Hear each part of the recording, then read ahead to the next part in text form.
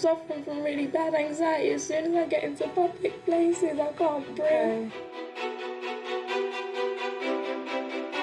Does it look irritated? No. Honestly, not at all? Not really, no.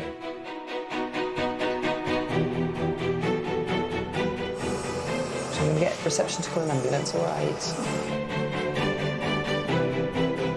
I was wondering if it might be possible to have a little wee for me. That's so little. I know. That's so little.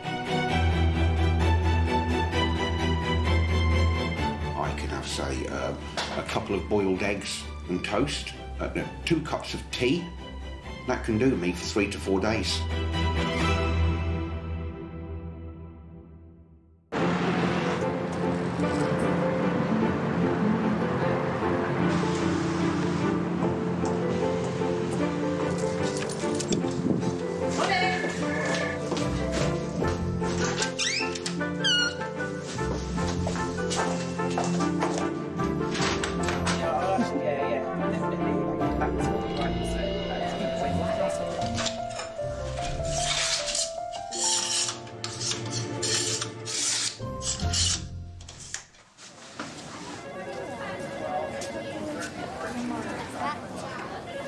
OK, here we go. Take a seat for me. Right, I think you spoke to my colleague Dr. Sayer earlier on today and saying you're really low in mood. What's going on? I don't know, like literally for the past couple of days, I can't leave the bed, like I had to leave work. And I'm suffering from really bad anxiety. As soon as I get into public places, I can't breathe. Okay. Is this something you've had before? I used to have really bad depression, like from when I was 17, I got diagnosed with it, but lately it's just coming back. Like I don't want to leave the bed, I can't eat, I'm not. So nothing's changed in life or nothing new, it's just... It's literally, I woke up and I didn't want to leave the bed. I feel like I'm scared of something, but I don't know what I'm scared of. Are you taking anything for it? I stopped taking them ages ago, but I don't know what triggered it or what's sort of going on. All right, well, we need to sort this out here. Why don't we give you a bit of time off work so that way you don't have to keep I'm just worried because obviously I'm new to there and I don't want it to be a thing where they fire me, but I literally can't, like, earlier on when I called in, I literally felt like everything was about to fall on me. My chest got tight and I had to literally like strip myself in the bathroom because I didn't know what was going on. Like I felt like the walls were sort of caving in on me, and I've never had anxiety. I've never ever suffered with it. It's never happened to me before. Have you got anyone at home with you? I live with my nan, but it's like I don't want to stress her because she forgets things anyway, so it's really bad. We'll sort this out. It's all right. We'll sort this out. With regards to work, I don't know what you'd prefer because you can take self-certified for 5 days. That way you can say whatever you want to say. So like I might need a few days just to gather myself, and it's something that's documented that I've struggled with for years, but right now I'm scared that it's only going to get worse. Okay, all right. When I was younger, I would literally lock myself in the bathroom and they would have to call like the police and stuff to come and get me out, and I don't want to go back. We won't go back to that. We won't. It's all right. We're not going to go back to that. We're going to sort this out, all right? Sounds like we need to start you back on something again, and maybe get you in touch with some counselling again. Have you had counselling in the past, yeah? Okay, well look, most people have started on either sertraline or citalopram. That's the one I had before. Would you like to try that one again, or would you like to try something different? I think I might want to try something, only because when I started on that, it's like it got worse before it got better, and it wasn't. Yeah, it can, just warning you, all of them generally make things a little bit worse to start with, but let's try the new one anyway. But just to warn you, though, those first 2 weeks generally make you feel a bit more rubbish. There are other things like propranolol and diazepam that you can kind of take if you're getting a bad panic attack. Problem with diazepam is it is addictive in nature, so it's the kind of thing we can only really give you kind of a few tablets of. Or there's propranolol, which helps like slow down your heart rate and stops that whole like fluttering thing. They're not addictive necessarily, but it's not something you want to be on long term. It's just maybe might help at the moment whilst you're feeling so panicky. Would you like to try either of those? Yeah. Do you have a preference of which one, or you're happy to give either one a go? Okay, let's try propranolol as well. Oh, have you got asthma? Yeah.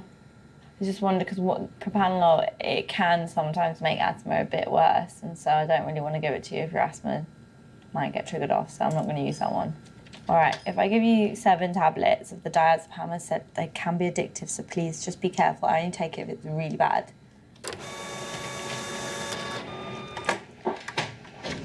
Okay. Now I'm going to just give you a telephone number to get counselling as well, okay? All right, so give them a call as soon as possible. And come see me again in 2 weeks, having started all of this. Obviously, if things get worse in the meantime, just call us, okay? Like you did today. If things don't improve, just give me a call. Perfect. Thank you so much. That's all right. Good luck with all, okay? Let us know how it goes. My asthma's been quite bad recently. Could barely breathe, just really tight chest. And then, all of a sudden, I start to cough. I was short of breath. I felt like my whole chest was like a balloon that just had too much air in. I couldn't get out. So it just like, instantly I'm just like, I can't breathe. So your asthma is not good? No, it doesn't feel too great. I just feel really kind of just tight. You sound terrible. Yeah. How long have you been like this for?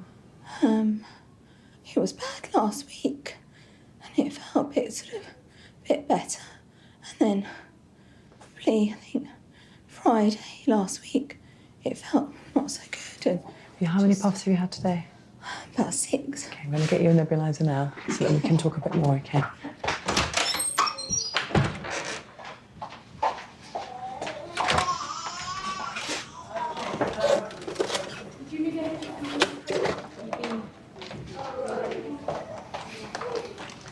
I might need to come and sit here, just so you're next to the... I can plug this in.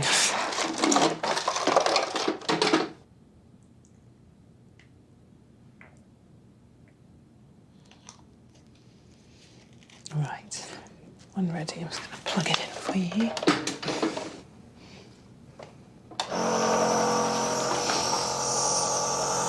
You feel it coming? Okay, so just some nice deep breaths for me, okay? How long have you been breathing this fast for? Today and is today? I think we're probably going to need to send you in because we're not winning. You're at that point now where potentially you could get so exhausted that you'd find it hard to breathe at all. We're going to get reception to call an ambulance, all right? Just going to have the door open, just in case you need us. Can we get an ambulance now? Blue lights, yes, please. For now? Yep. What's wrong with them? Room 6, severe asthma attack. Severe asthma attack. She's got respiratory rate of 60, despite a nebulizer tell them, so they need to come in now. If someone comes in an emergency situation, the sort of human instinct is to panic, but this is what we're trained for. And I have worked in A&E, and we are GPs, we are very highly skilled. So although it doesn't happen as often in general practice, it still happens frequently. So your adrenaline is pumping, but you don't panic. You need to stay calm because you need to assess the situation, work out what needs to be done immediately, because there's lots of jobs to be done and it needs to be done quickly, but safely and calmly.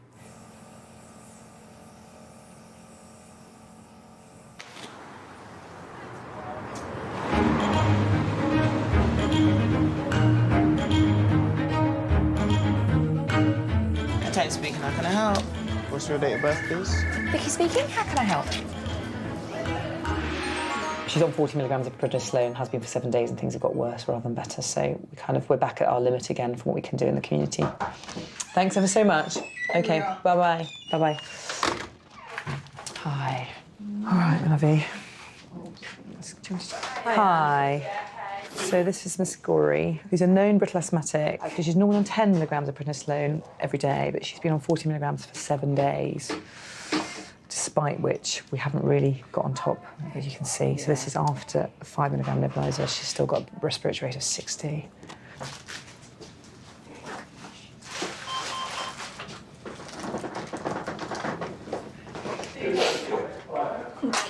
All right, I hope it gets better soon, okay?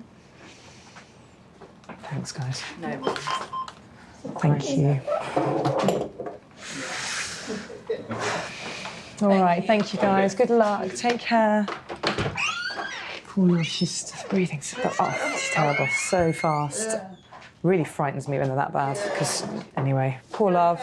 Relief in one sense, when the door closes and the patient's gone with the ambulance crew, they're safe, they're going to hospital, that's what needs to happen. Sometimes a sense of kind of, not anticlimax, but almost, because you've had this adrenaline, everyone's been rushing around, we've looked after the patients to the best of our ability and now they're in someone else's care. But actually, you then have to take a deep breath and realise that probably you're running late because this has taken, understandably, way more than 10 minutes, potentially 20, 30, 40 minutes. So then you kind of take a deep breath and have to face the day explaining to everyone. Hopefully, most patients understand, but it can be quite stressful then. Hi, how can I help? I've just been waiting a while now. Didn't know if you've got me. Yeah. So, because there was a medical emergency a while ago. Yeah, you'll be line. next. She just seen someone else. Sorry about the delay. Don't worry. Thank you so much. Bye. I can't decide if my headset's playing up or I'm speaking to a lot of deaf people today. What do you think it is? I think it's the headset. But then I speak to somebody else and it's everything's fine. Yes, one of them wanting to lose.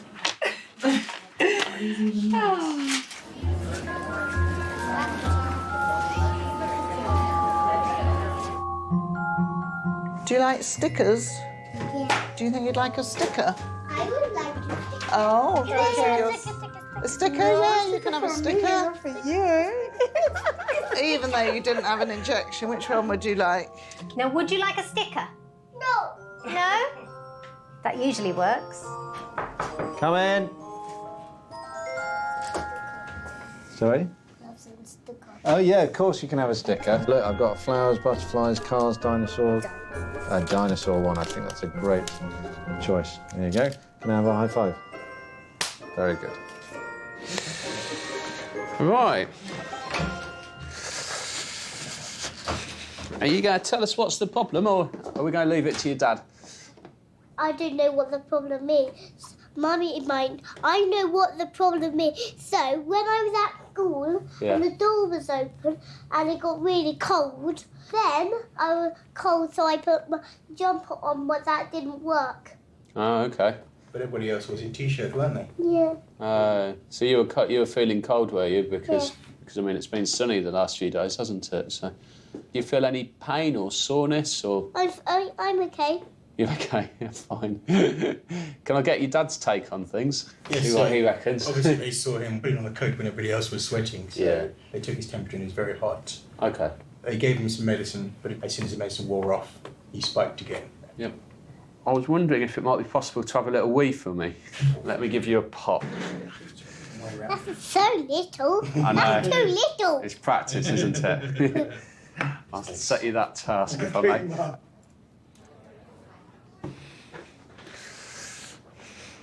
Any success? We have. Oh, look at that. What I do is I just dip my little bit of paper. It's quite clever stuff, really. That easy, isn't it, Dad? Yeah. It's easy being a doctor. Okay, there's no urine infection. Okay. I think where it's coming from, it's a viral infection of the upper respiratory tract, and there's a tiniest little bit of redness in the ear at the back of the throat, and he's got a few lymph nodes up there. It's almost certainly going to settle down on its own. Okay. So it's just a question of keeping an eye on him over the weekend. So keep him well hydrated. Calpol's absolutely fine. These kind of things usually take between about 5 and 7 days to settle down completely. Cheers, thank you. Have you got any questions for me? Have you got any stickers? Right, what are you going to have? Bye, Dad. Okay, cheers. Thank you very much. Nice to see you, babe. Thank you. Take care. Thanks a lot. Cheers. It's a pleasure. Bye. Bye, take care.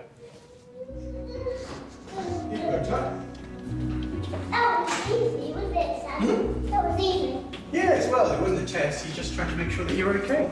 Yeah. Does it sound any different if I talk to you on this? I can't hear at all. Ah. And you can hear me okay on this one? Yeah. Okay, thank you. You're welcome. Antonio speaking, how can I help?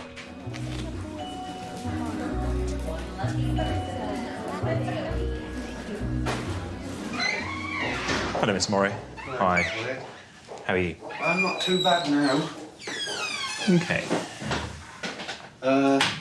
If I have something to eat, and then I have to go and pass a stall. Yeah. The pain that I get, it's like you're open, but that you're not closing up.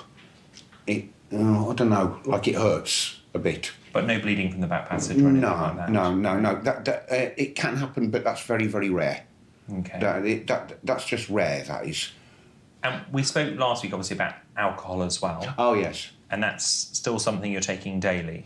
Not daily, but every other day or every 3 days. Yeah, I do. And my roll-up cigarettes. Yeah. You know. Personally, Doctor, I can't see that changing, really.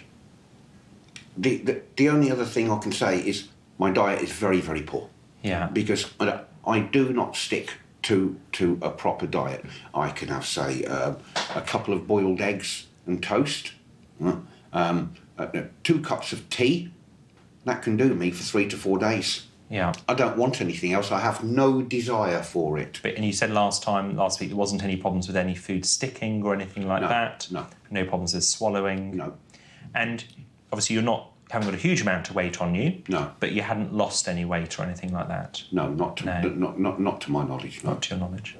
Given the fact that you smoke a fair bit and drink a few times a week, we know that there's an increased risk of things going on in the stomach, and that includes things like stomach cancers. Okay.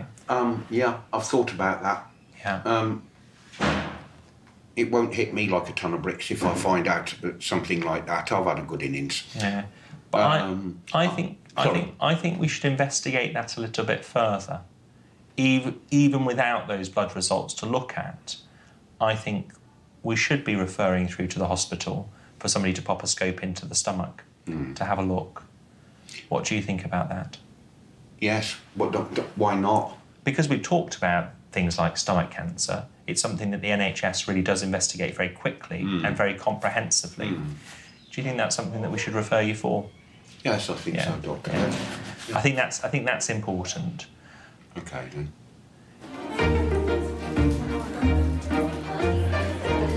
How's it going? Kim, Erin and I were saying you've been so... You look like you two were kissing and then you turned around. Erin, like, she could.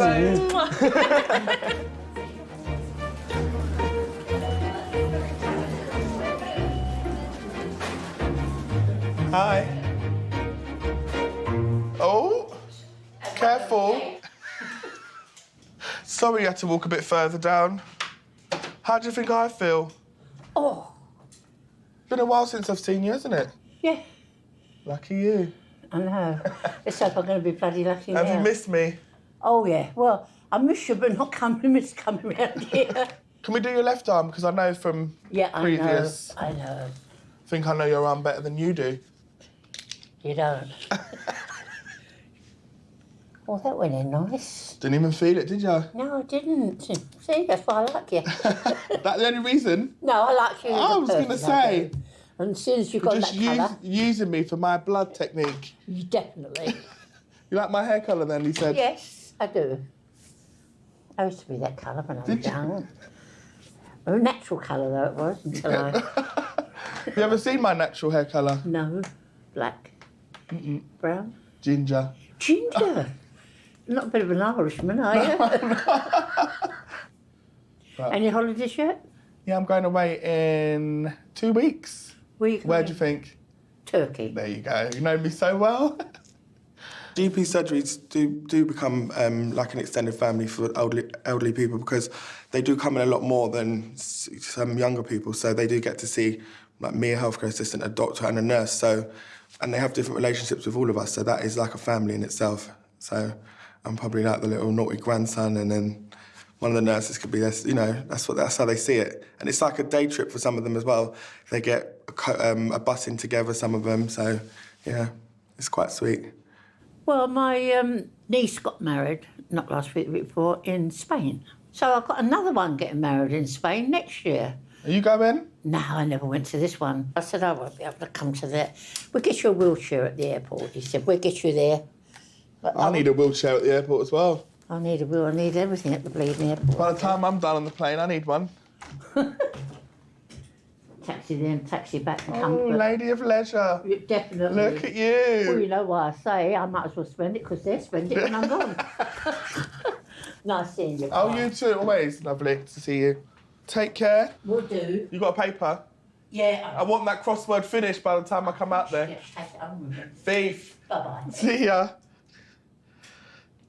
Even from when I was on reception, I always thought, try and make somebody leave here happy, because you never know what they're going in to see the doctor for. It could be anything from bereavement to cancer. So making somebody's time here happy, I've always thought is very important. Erin speaking, how can I help?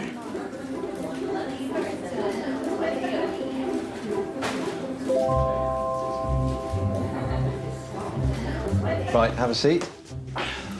What can I do to help? I had some fertility tests last year and I got given the results. It was when I was with my ex-girlfriend. I went to a specialist and he explained that I was kind of slightly below average but in normal parameters. But then when she went back, there's another doctor that she spoke to who said, no, the specialist is wrong.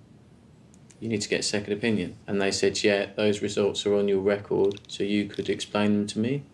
Right. So we're wondering if you do or don't have a problem with your sperm. We are, yeah. Okay.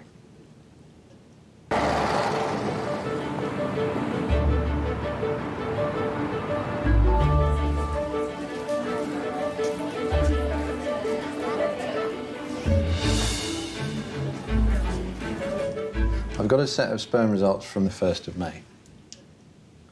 I mean, looking at some of those numbers to me, obviously it looks devastating when you look at the low figures. There are two numbers which are not as high as we want them to be. The first is the number of sperm which are swimming in the right direction. And what you want is more than 32% of sperm to be swimming in the right direction. And only 21% of yours are. Right. The other thing which is not ideal is this number of normal forms. What that means is they look down the microscope at the sperm and see if they're the right shape. Yeah. They didn't see any of yours which were the right shape. So I guess we've got a couple of choices. I think there is a lot of variation in these samples, so you could do a third test.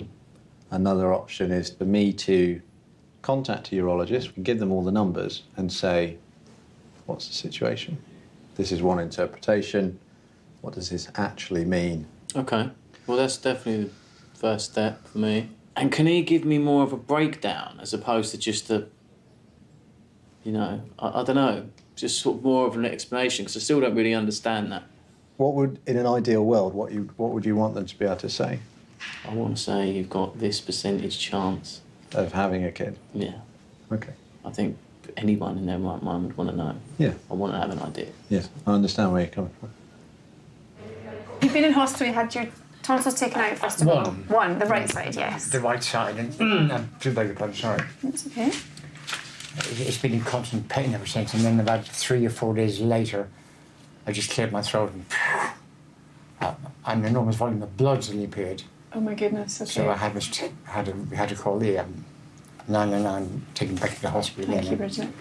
Okay. Initially, I was scared it might be an internal, but it wasn't. The bleeding was actually from there. From there. Okay. So you've got here seeing the Royal Marsden Hospital this Thursday. Okay. He's going to have, I think it's 20-something, lots of radiation. Yeah. And then the second for 5 days a week for 6 weeks. Okay. Yeah. And he's also going to have chemotherapy. That's a lot. Just a damn sore throat, that's the known bit. Okay, so it's the pain that's the biggest issue for you at the moment. It can be, especially at night time. You're on the omeprazole, the propranolol, Yes. The calcium and the vitamin D, and then the bone alendronic acid once a week. And then importantly, painkiller-wise, is the cocodamol. If it's difficult swallowing tablets, do you want to keep it as a tablet form? I prefer, I had a choice of that or up my bum. Oh, Charles. I did. So I quickly learned how to swallow it. As an alternative, a third option, you could have dissolvable tablets or liquid. No, I'll stick with the tablets. The tablets, you're okay swallowing absolutely. them? You can make them a little bit stronger if you want. Just slightly stronger. Slightly if possible. stronger, yeah. But again, just for the occasional arises. Just for the occasional, yeah. Absolutely, no other reason. What else do you need to... No. Yeah. My sister, one of my sisters, she's critically ill in Ireland. You told me on the phone, yeah. Charles is my first priority, obviously. I can't leave him at all, and I wouldn't. But I need to go over to Ireland if I can. If Charles's sister came and stayed, which she will, all the time in the house with Charles while I'm away. Do you think that is... I think that's fine. It is. I think that's absolutely fine, completely. Yeah. If Charles was happy with Absolutely, it. absolutely. And you have... Absolutely, of course. It would only be for 2 days. Okay. You know, your sister, she's very unwell, she sounds, and you need to... Yeah. You need to go over, and if you've got somebody... Not the child you need looking after, but I think it's nice to have somebody else there. You've had a very difficult time and you're going through a lot, and if your sister can come and help. I'm a very difficult patient. You're not a difficult patient. You're not at all. We would like to support carers as much as is possible. It's often a very unrecognised role. Across the UK, they estimate 6.5 million people are carers in some form or another to friends or family, which works out at 1.1 in every 8 adults in the UK. So it's a huge proportion of people. Often people might not recognise themselves that they are carers. They may be providing a caring role but not think of themselves as a carer.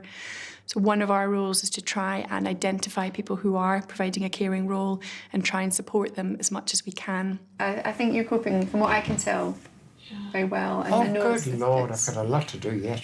Right, but we won't Sorry, take so- any longer. Thank Okay, you no, so not much at for your all. time. Perhaps we could see you again maybe in about 2 or 3 weeks. Oh, We great. could do that. Yeah. And then, That's very kind but of you. anything in the meantime, I'm You're happy so to keep kind. Not at all. Thank you very, Not at all. very much indeed. No, okay. All right, bless you. Oh. Okay. Thank you. All right. Thank you for all your kindness. You're very welcome. Take care. See you You soon. take care. See you So, soon. okay. Bye now. Bye-bye. Bye-bye. All right.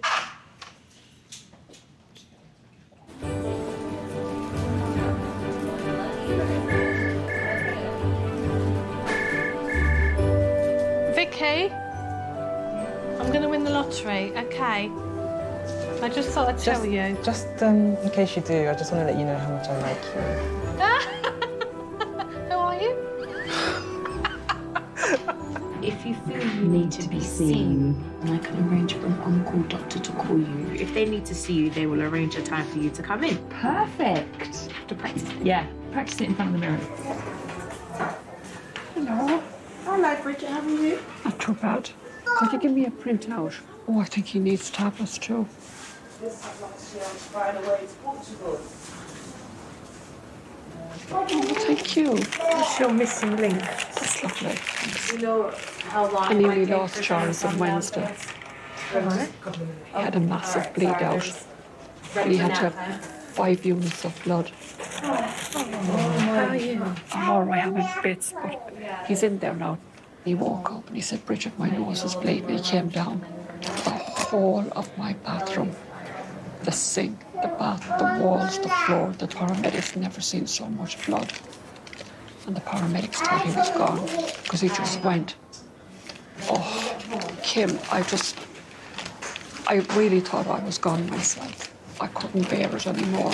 He is going to bleed again, and that's why because my sister is really ill in Ireland. I can't leave Charles on his own at all now. Oh my God, you never see the blood. And Charles was sitting on the side of the bath, and he just went. His eyes and his throat backwards. And the paramedics were saying, Charles, are you with us? Are you with us? And I was screaming, I love you, don't leave me. Oh. I'm out, but I just thought, what am I going to do? But anyway, I know, but I'll be all right, I have to be. I hope that Bridget feels she is getting enough support, and I hope that she feels she would be able to speak to us or a carers association if she needed more support. We try and keep regular contact with her to ensure that she is okay and that Charles is okay. I think one of her strengths is she's able to be open with people about her feelings. She doesn't keep things closed in, and it's nice that she has a relationship with some of the staff at the surgery here where she can talk to people about how she's feeling. And I think that's an important outlet for her. I can't fix my hair up. Brush it. I have. No, you haven't, Pa. Brush it properly. Watch. That's not brushing it. It's not even black. How are you not? This is brushing. Yeah, but ow! You have to brush it. It's called brushing. Don't. You're hurting my scalp. Oh, shut up. See, that's what it's called Yeah, brushing. but I don't want it flat like that. It looks nice. It was sticking up before, like the Mad Professor. You look like the Nutty Professor. You are the Nutty Professor. It looks nice now. Yeah. Mr. Maury, hi. Hello, Doctor. Hi, come in. Thank you. Come in, take a seat.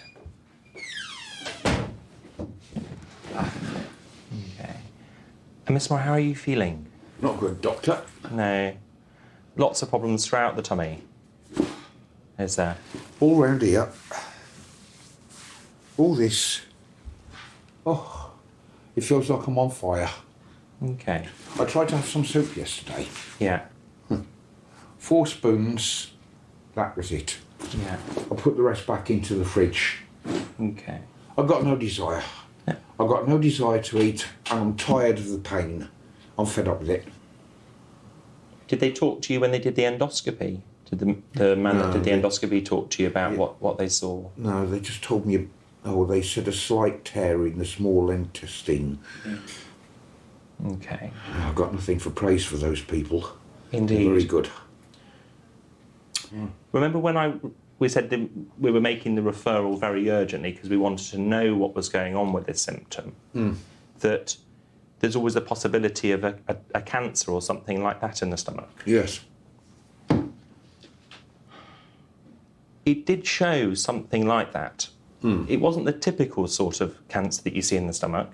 It was something else. It was a type of lymphoma. Okay. On the plus side, it's not one of the very aggressive things that happens. So I think that's the most important thing to think about at the moment. Yeah. Okay. Whatever comes my way, comes my way. I knew this was a year for me. Yeah. I knew this was. I knew. In what way? This was the very year back in 1980 when my dad was my age now, 59, that he passed on. And now I'm 59. Okay. And I thought there was something in this. Yeah. This type of cancer in your stomach isn't one that typically is very aggressive or anything like that. But it is a cancer. It is a type of cancer, yes. Ah, right. Okay. I don't think they'll ever see me in work again now. Okay, well, don't worry about work at the moment. Put that to the back of your mind. Okay. Let's focus on what's happening at the moment and what's going to happen next. So we got the letter from... Let me show you the letter from the hospital. Yeah. So... I'll let you read it out, Doctor. Yeah. I can't look at the screen. You take your time. Do you want a glass of water or anything? I'll have a glass of water, please. Let me get you a glass of water. Just take a second. I'll be back in a moment. Thank you.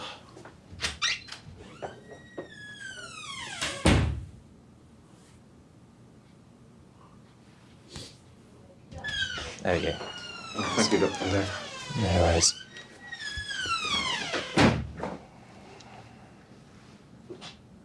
I think it's difficult talking about these things as the general practitioner and not the hospital doctor because we don't have as much knowledge with the specific points around this. Yeah. But it's worth us talking about this today. Yeah. And then we can, be here to support you over the next weeks and months. I mean, I've got to the point now where I don't really care. Yeah. This is, as I say, it's not one of these very aggressive cancers. So it's not something that somebody needs to, go in and cut it out straight away or anything like that. Oh no, not under the knife. Nothing like that. Nothing like that. Okay.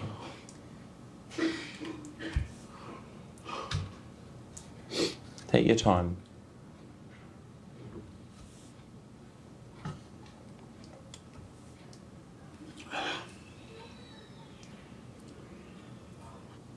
I've had illnesses before and I've had colds and things and I've got over everything. But I'm not getting over this one. No, this is one that you can get over. So this is not one of the very worrying types of cancer. So this is one of the things that is often very localised. It's very slow changing. And there are lots of treatment options for it.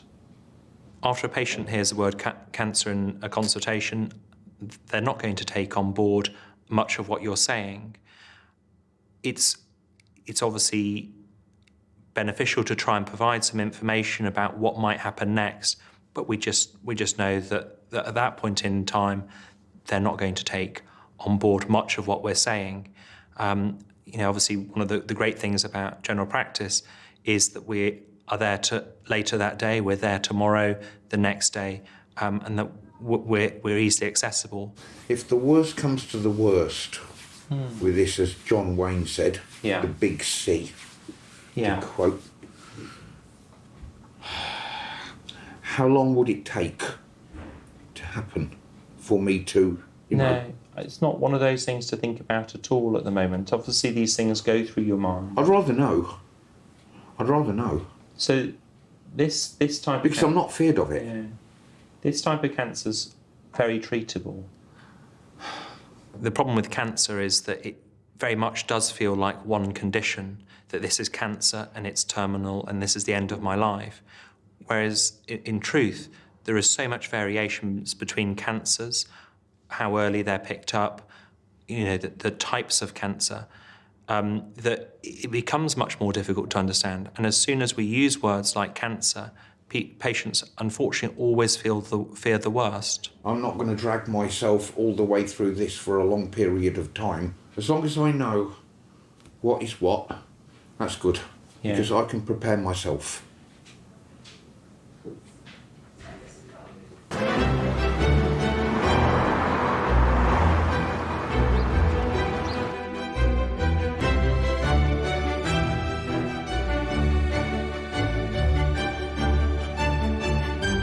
The difficulty is there's a lot of differences between each type of cancer. And therefore there's a lot of differences in outcome. Some cancers are very slow changing. I'm not going to bleeding go through a long suffering process and whatnot, because I will tell you now straight. Yeah. I will tell you now. I'll make myself a cocktail, right? And I will go out overnight. Okay. I promise you. That's what I will do. Oh yeah. Huh. Make no mistake. It's Maureen. Come on. I don't want to waste anybody's time here. You don't waste anybody's time. We're here for you. And we're, as I say, our door's always open. You can give me a call at any time when Yes. we're here. Yes. And I would always see you at short notice. What I want to suggest now is that it would be useful if you came back at lunchtime and then we had a chance, you know, if you've got any more Today? questions. Yeah. Yes, I can make it. Between now and then, I will have spoken to the consultant, and then we'll have a bit of a plan, and then we can get things going forwards together. Okay then, Doctor. Okay. If anything happens to me, in the meantime or anything like that,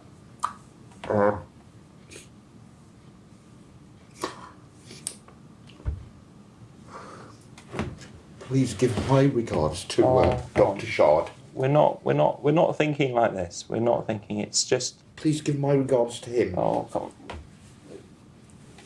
come back and talk to me at 1 o'clock, and we'll have a bit more of a discussion about things, and we'll try and put things into more perspective. Yeah. At the moment, it's, you know, the more I talk, the less you'll take on board. Yeah, I'll be in it then. I'll be in on time. Yeah. Take some time. Come back in at 1 o'clock. I will. And I'll see you then. I will, Dr. Ed. Okay. Thank you very much for your time and your concern. No, not I a problem at all, appreciate Mr. Roy. You know, these are the most important times. Thank and you, that's Dr. why that's why we're here. Thank you. But and if you see Dr. Shard, give him my regards. I'll send you a regard. Pop in and see me at 1 o'clock. I will do. And we'll talk further. I'll be here. I'll be here about 10 to 1. Okay. See you then. Take care. Thank you. Thank you. Take care. I'll see you soon. Thank you. Indeed. See you then.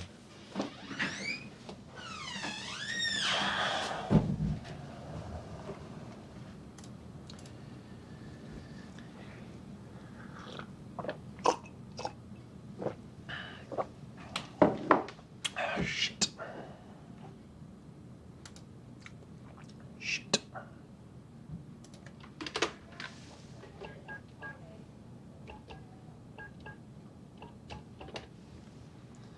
Hi, Dr. Barker. It's William Laird. I've spoken to him about the results. He was quite distressed, so I'm quite a little bit on edge at the moment. But I hope he will come and see me at 1 o'clock. You know, but then I'll panic a little bit if he doesn't. maybe I'll pop round the corner to see if he's at home. Yeah. Pleasure to talk to you once again. Thank you. Bye then. Bye. I think breaking bad news it's always a complex thing, whether or not you've known the patient for a matter of days or hours or months and years. It's just unpredictable how you're going to respond to this and how they're going to respond. And it's really just trying to provide information and let them know that you're there for them at their time of need.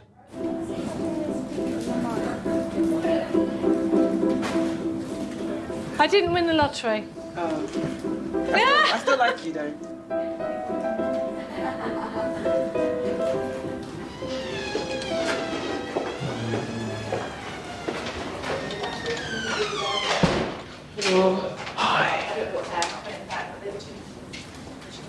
Yeah, I'm not going into the I'm not going to go to the meeting. Okay. If my patient comes in, you just let me know. Okay. He said he might come. He said he'd come back at 1 o'clock. Which patient's this? Mr. Murray. Okay. So, Okay. let me know when he gets here if he does.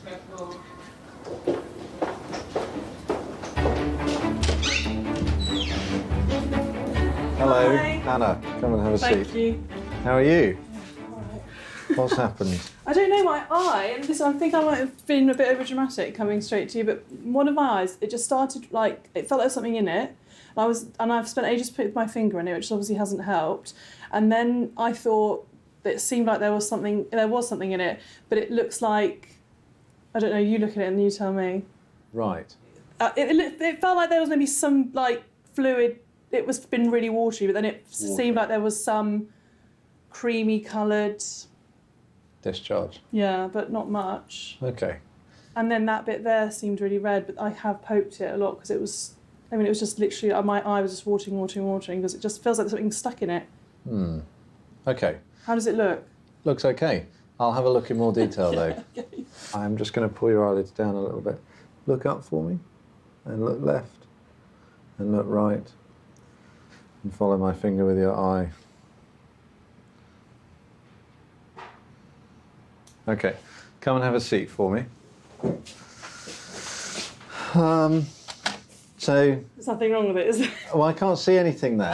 Oh, okay. I guess you've got this sensation of your eye being irritated and Yeah. sore. Does it look irritated? No, Honestly, not at all. not really, no. Oh, I've spent all morning looking at it. It feels like something here is like rubbing every time I'm moving my eye around, but obviously not enough for me to not want to move it. Do you know what I mean? I do. I mean, if we were going to completely exclude a foreign body having scratched the front of your eye, I guess we would need to stain your eye with fluorescein and look at it under a blue light. Yeah, that seems a bit much considering I feel like I've never rubbed, there was never an opportunity for something to actually go in it. No, Okay. I agree. It feels like a bit much It does feel like a bit much. because your eye essentially looks completely fine. Yeah.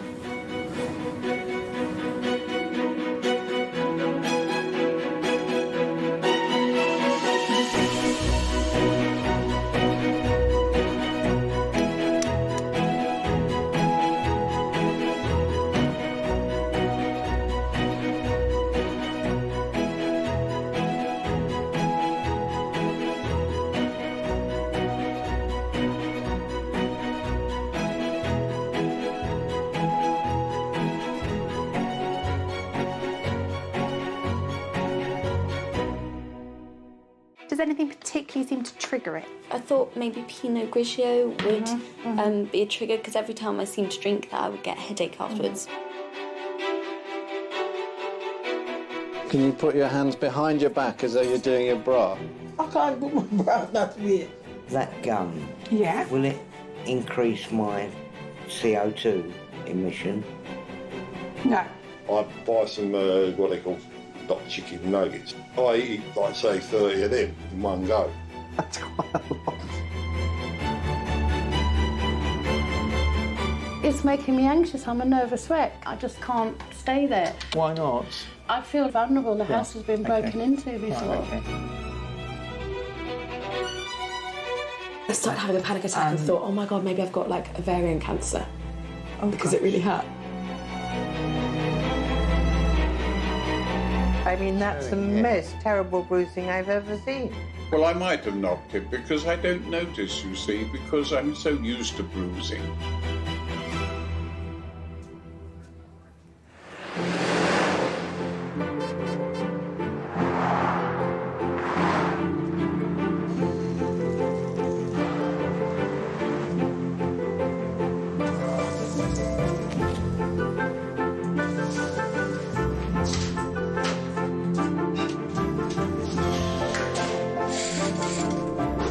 Good morning, Nana speaking. How can I help?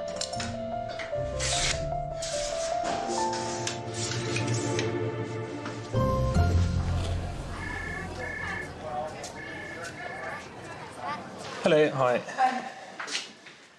And what's brought you in today? I've got a bit of a sore throat. I've had flu for about 10 days. And I'm going on holiday tomorrow. So the last time I went on holiday and then I had a niggle. It turned out to be something really big. So I just wanted to get it checked out. Okay. It certainly sounds like laryngitis, that loss of voice. Yeah, I've been able to talk a bit more today, but I completely lost my voice since Saturday. Okay. It just doesn't feel like it's getting better. Unfortunately, so the thing is, like, the laryngitis is typically more with the loss of voice. It tends to be caused by viral things as opposed to bacterial, and not something that gets better with any medication. But we'll certainly have a look and see whether or not we should go down the route of anything. No, it's fine. I just wanted to check it out. Okay. 36.8, so that's nice and normal. If you open up nice and wide, it's not terribly exciting at the back. So the tonsils aren't huge. There's not loads of pus or anything along those lines. And if you took your head forwards, where are you going? Are you going somewhere nice? Or... Going to Lisbon for a hen weekend. Okay. Yeah. Hen weekend like this. No. I organised it, otherwise I wouldn't go. Not the best combination, unfortunately. Stand up. Let's have a listen. Let's have a listen on your back. If you is this a dress or? Yeah, it's a dress. Well, we can probably listen from the top if you slip your cardi off. Okay, perfect. Yeah. And some breaths in and out through the mouth.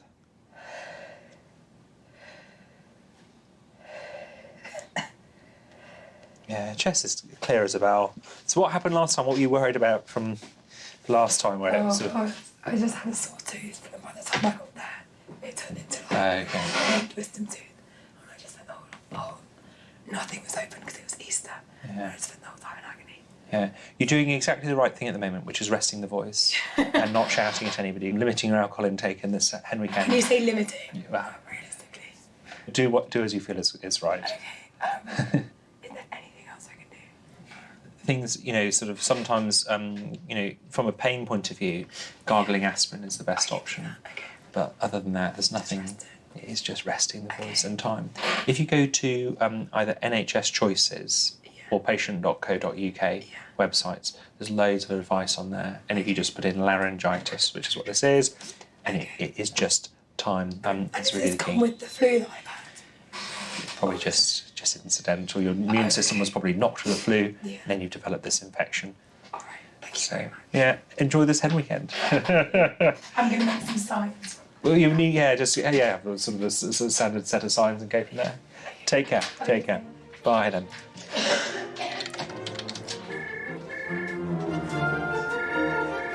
What's your date of birth, please? Oh, happy birthday! Come and have a seat. I'm Dr. Beecroft.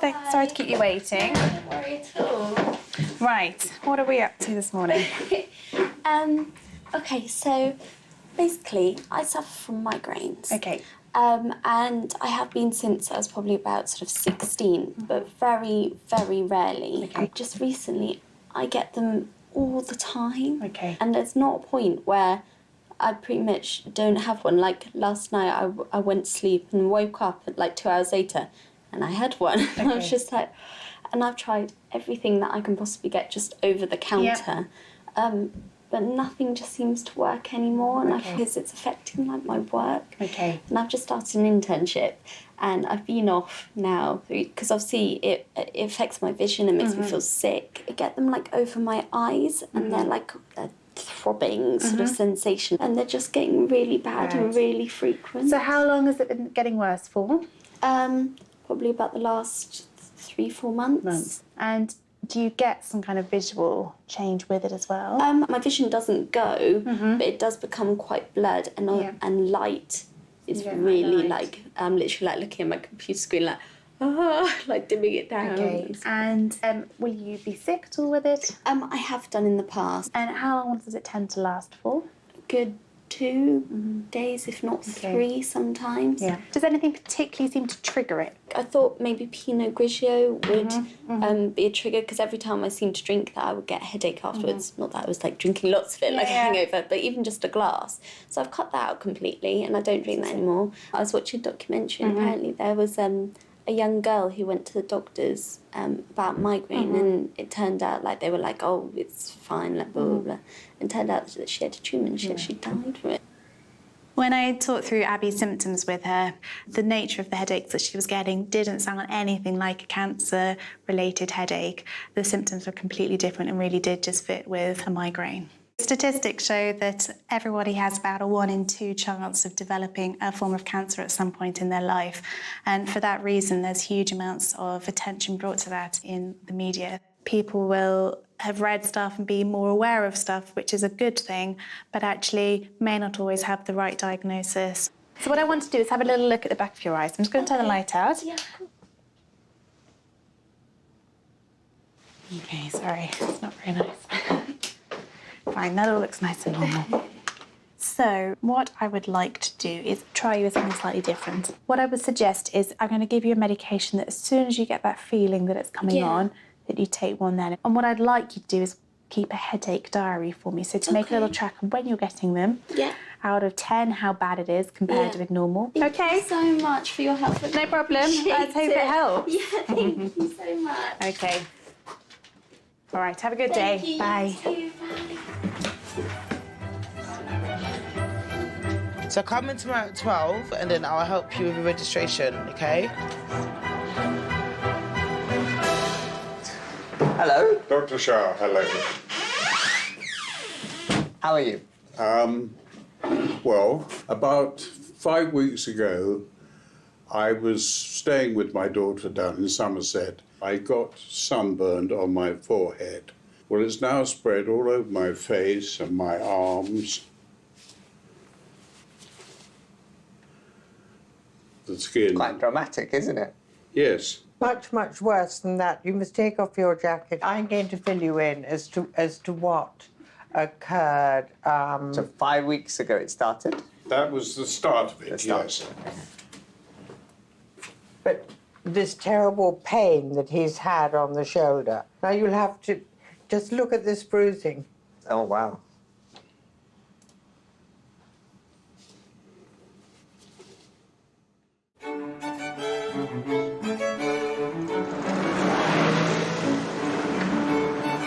So tell me what happened. Well, I was on a mountain bike and I fell sideways, put my hand out, and I still can't really bend it. I slipped backwards as I was getting in the shower, elbows down, and smashed the decorative tiles. Is bend it this way? I don't think it's like broken, I think it's just like really sore, I guess, and then my head hurts a little bit. And it wasn't that anything felt like it popped out or popped No, back in no again? popping. No. It was definitely a rip of some description. Okay. Hello, good afternoon. And come in, take a seat. And Miss Rita, what's brought you in today? My arm, which I got a cricket ball on the 12th of July. Okay. So we only started up here, and then on Saturday it was down to there, and today it's gone from there to there. Okay. So I'm starting to get worried, thinking, what is it? What have I done? You're using the arm fine then? Yeah, I'm using it. Like, and you managed to ride your scooter here? Left-handed on the scooter. Using the right arm at all on that, or? Sometimes it was, sometimes it wasn't, because it's pain in there. There's pain in that, in and around this area here. Yeah. And if we just have a look at the elbow, it goes straight. That's good. That up to there, it's hurting. It's hurting in here. Yeah. Yeah. And the cricket ball hit you straight on here, did it? I don't know where it hit me. All I know, I caught it, and that was the main thing. Yeah. So you've got the catch. Yeah. Okay, fantastic. Is this causing any problems around here, around the elbow? No. Okay. So I'm happy with everything bone-wise in here. What happens is when you've been struck by this ball around the muscle here, there's been a load of bleeding in and around the muscle. Yeah. Some of that blood's quite deep in the tissue. Yeah. And blood, even when we're getting a bruise, it's still fluid in the skin. It's still liquid. Yeah. And so what's happening, every night you go to sleep, that blood's, moving backwards in the skin and just coming out. And then you stand up all day, and then the blood slowly comes down in this direction. And so essentially the bruise, which was all in here, has just ended up around here. And the fact that you're using the arm fine, I wouldn't do anything else. And it will settle down over the next couple of weeks. But nothing else we need to do at the moment. Okay. You okay? As I said, that's what I was main concern, just get it checked out. What's it getting up to? Yeah. Exactly. Well, you can be relaxed. Cheers. Okay, take care. Have a good evening. I mean, that's the most terrible bruising I've ever seen. And no other reason? No, I don't remember. No falling, I mean, no injury, I no occasionally knocking. bang myself and don't notice, but I'm used to the fact that I bruise very easily. Yes. A blood vessel must have been injured at some point somewhere. And that obviously normally happens from knocking it. Right. Well, I might have knocked it because I don't notice, you see, because I'm so used to bruising that if I just bang against No, but it's never been like that before. No, it hasn't. It would have to be quite a big knock. So Yeah, if you it's would have not noticed that, then it could have been one of your superficial veins here might have by itself just popped. Right. And then just in your case, it's just made a much bigger bleed come up here.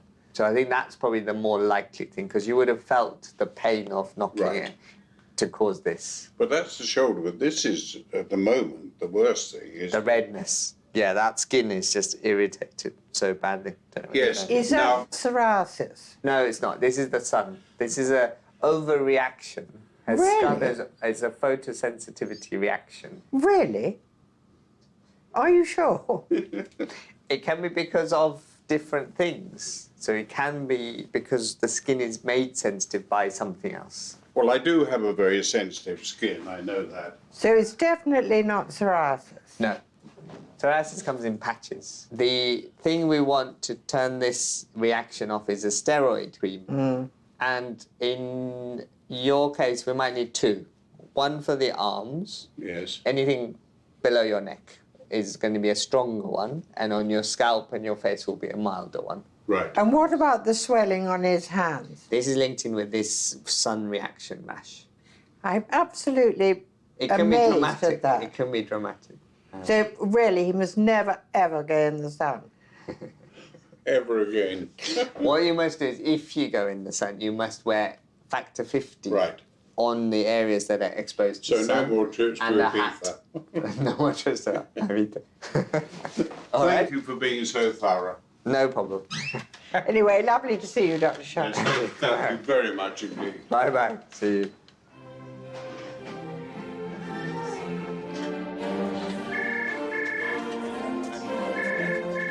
My belly's just bloating. Should I just stop eating wheat? No, I'm gonna bring in my what's that tea? Green tea. Yeah. I don't really know what's wrong with me, but essentially, I live quite a healthy lifestyle. Like, go to the gym like 4 times a week, eat really healthily. Like, I don't eat any overly refined carbohydrates or anything like that. Super healthy. However, in the past month, recently, every single time I eat, it literally looks a little bit like I'm 3 months pregnant. Okay. Every single time, even if I'm only having like a bowl of soup, just blows straight up and it feels really tender. Okay. And it's getting to the point it's just so uncomfortable. And at night, like, I literally cannot sleep because it hurts so much. Yeah. And do you get any kind of tummy cramps at all? Yes. So, okay, accidentally had pasta last week. And literally I was sat there at work and I just couldn't do anything. You know when you're just all cramped up? It just really, really hurt. And what about your bowels? Regular? Yeah. Not hard, not too No, soft? like clockwork. Okay. Is your weight stable? Or are you losing weight? So I without think my trying? weight's stable, but when I saw my parents last weekend, my mum kept telling me how fat I looked. But I don't know if that was only because I was so bloated. Oh, okay. Is anything run in the family at all? Any bowel problems? Celiac disease? So my mum's got IBS. Okay. This is my biggest concern because I feel like it's being passed down now. Apart from that, no. My grandma's diabetic and I think that's it. Okay, fine. Can I just examine your tummy? You have a lie down on there. Are you okay just to lift that up? So that's where it hurts there. Saw there. Yeah. Okay. No, not so much there. It's more at the sides there. Fine. A little bit tender here, isn't it? Yeah. I'll let you come down. Would you eat some sort of wheat every day? So some sort of bread, pasta, biscuits? No, it's not too much wheat, but that's only because I've consciously cut it out in the past month. I don't think there's anything serious going on. Good. So that's good. So I started having a panic attack and thought, oh my God, maybe I've got like ovarian cancer. Oh, because it really hurt. I think your symptoms, a little bit like irritable bowel, what you're Yeah. describing. Often people with irritable bowel tend to have some sort of bowel upset, so Yeah. either diarrhea or constipation. You don't tend to have that. No, no. So it's more kind of just the bloating and Yeah. things.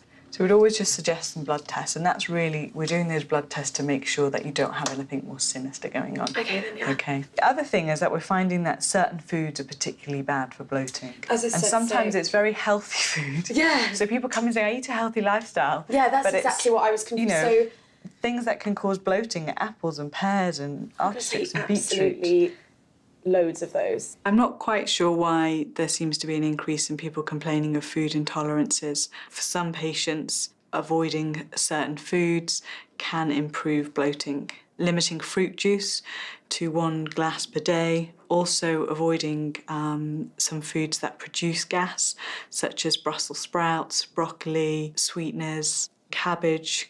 Some people find that lactose, which is mainly found in dairy products, can also cause bloating. That's perfect. Wait, Thank I you so think. much. Really appreciate it. I just hope it gets better.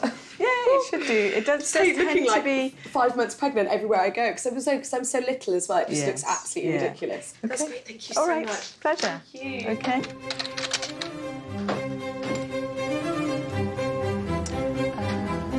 Hello, could you please give the surgery a call regarding your appointment this evening and speak to reception? I don't speak to help. I'm fine. What can Shouldn't be I do? asking that, should I? You should be asking me. What can I do for you? I'm actually need a favour. I've recently swapped into a ground floor flat. Yeah. And you know I've been suffering from depression and the noise upstairs is horrendous. So I've been trying to get housing to move me to a different property because they've got creaking floorboards. I don't sleep. I'm lucky if I'm getting like 2 or 3 hours of sleep a night and I'm jumping up in the middle of the night with the noise because they're dropping stuff on the floor. Housing said the only way that I could possibly get a move quicker is if I get a medical note. And have you tried earplugs? Yes. And they don't help? No. Why not?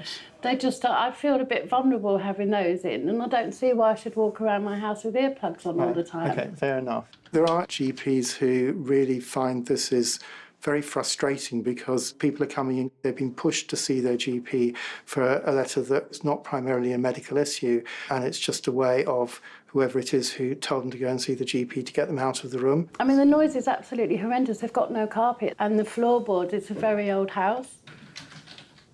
It's constantly creaking, and the people that live there are on shift work. It actually saved me time to do it there and then, and I did have the time because I wasn't running late. It was quite appropriate for her because she has had problems with depression and anxiety, and it was obvious this was really upsetting her and that she needed the backup of a letter, and she'd be really distressed if she didn't get it. It's making me anxious. I'm a nervous wreck because every time things drop on the floor, I'm jumping up in the middle of the night. I just can't stay there.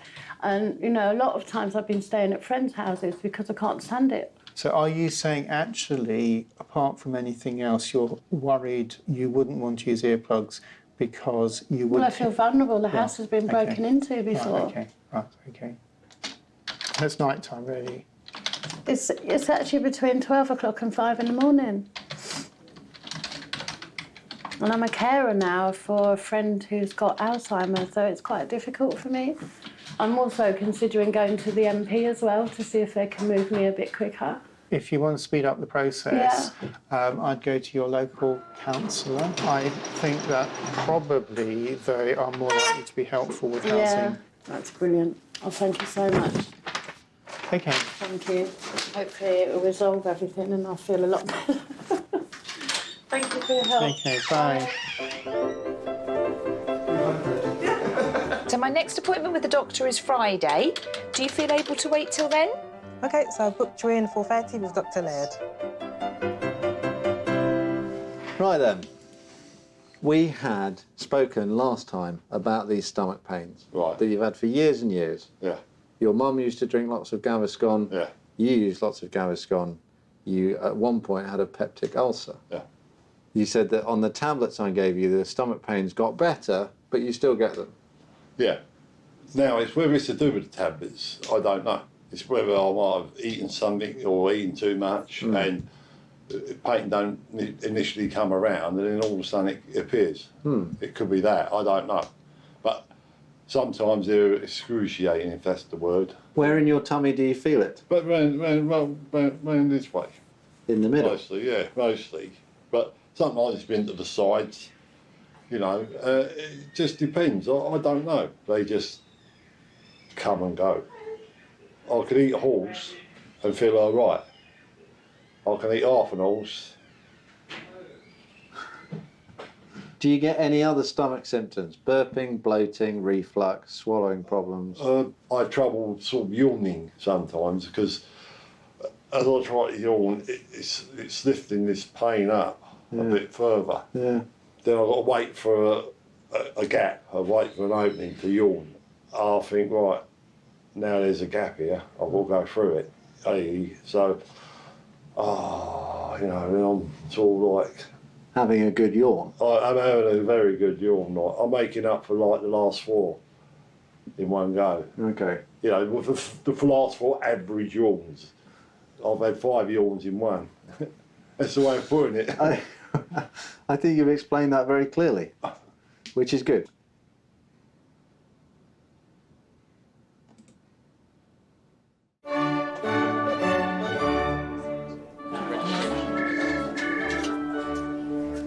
I'm not a big meat eater. If I've left to my own devices, I would tend to eat a lot of beanie type things. Okay. I tried a very tentative with egg. Yeah. And she had a rash, but mainly around her mouth, and she also would vomit. I don't eat any butter at all, apart from on toast, which is about once a week. I do eat cheese, but not tons of it. I stopped eating bacon because of this. Do you like your milk more than your food at the moment, young man? Is that the problem? So you thought you had put on weight, so you stopped eating potatoes.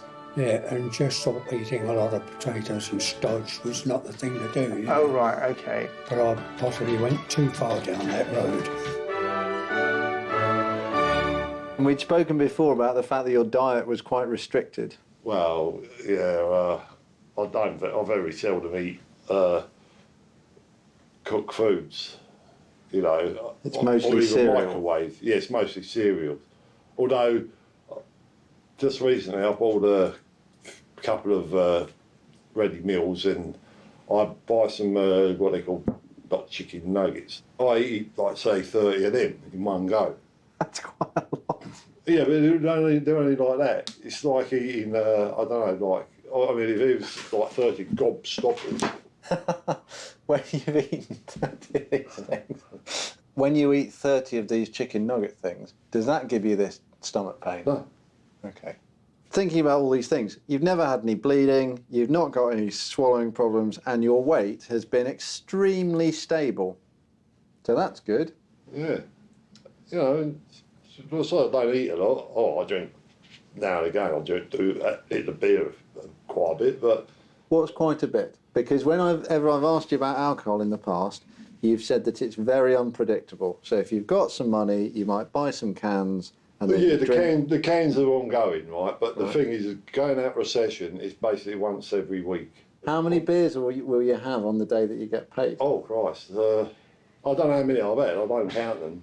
So you might have 10 pints that day, no, 15 pints? I'd go more than 10, but I wouldn't say... I couldn't give you an exact figure after 10. Does that make your stomach pain really bad? No. Okay. I don't think it does anyway. I've never actually occurred. It's never occurred to me that could be it, but might well be.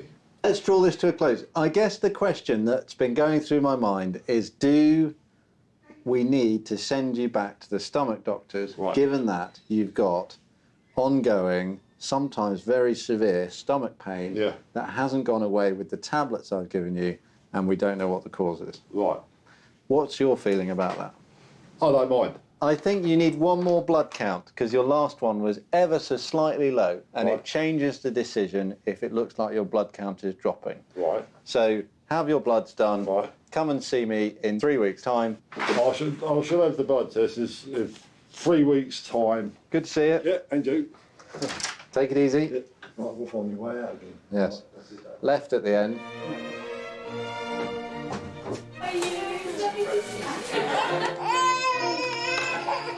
The lungs seem to be working, don't they?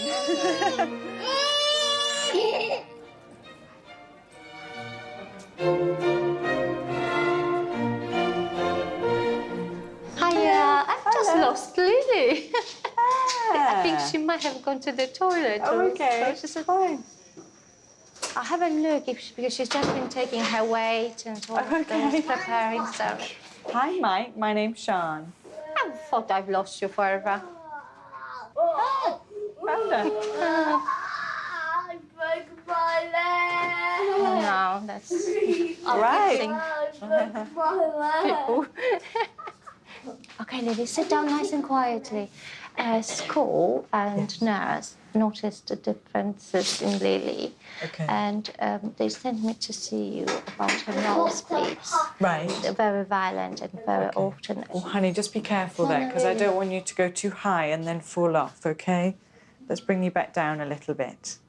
She's a very active little girl. Okay, and nosebleeds, how often does she get those? She had one yesterday. It wasn't that bad. How often? It's not regular, but like once a week, or it would be like a couple of times a week, and then it will stop for a week or two. Yeah. There was a month break, but when they come in a serious. Like there's more of them. Can I have a little look in your nose? Is that okay? Yeah. So, what's the longest without a nosebleed? A few weeks? A month, maybe? It was, I think, a month. And when she's having a run, how often does she get them? Every day, or...? It will be every day and a couple of times a day. And what do you do when she gets a nosebleed? What we do is, I've researched to hold the tip of the nose. Absolutely, yeah, that's right. Do not lie her down. How long does it take to stop bleeding? 10 minutes, that's the minimum.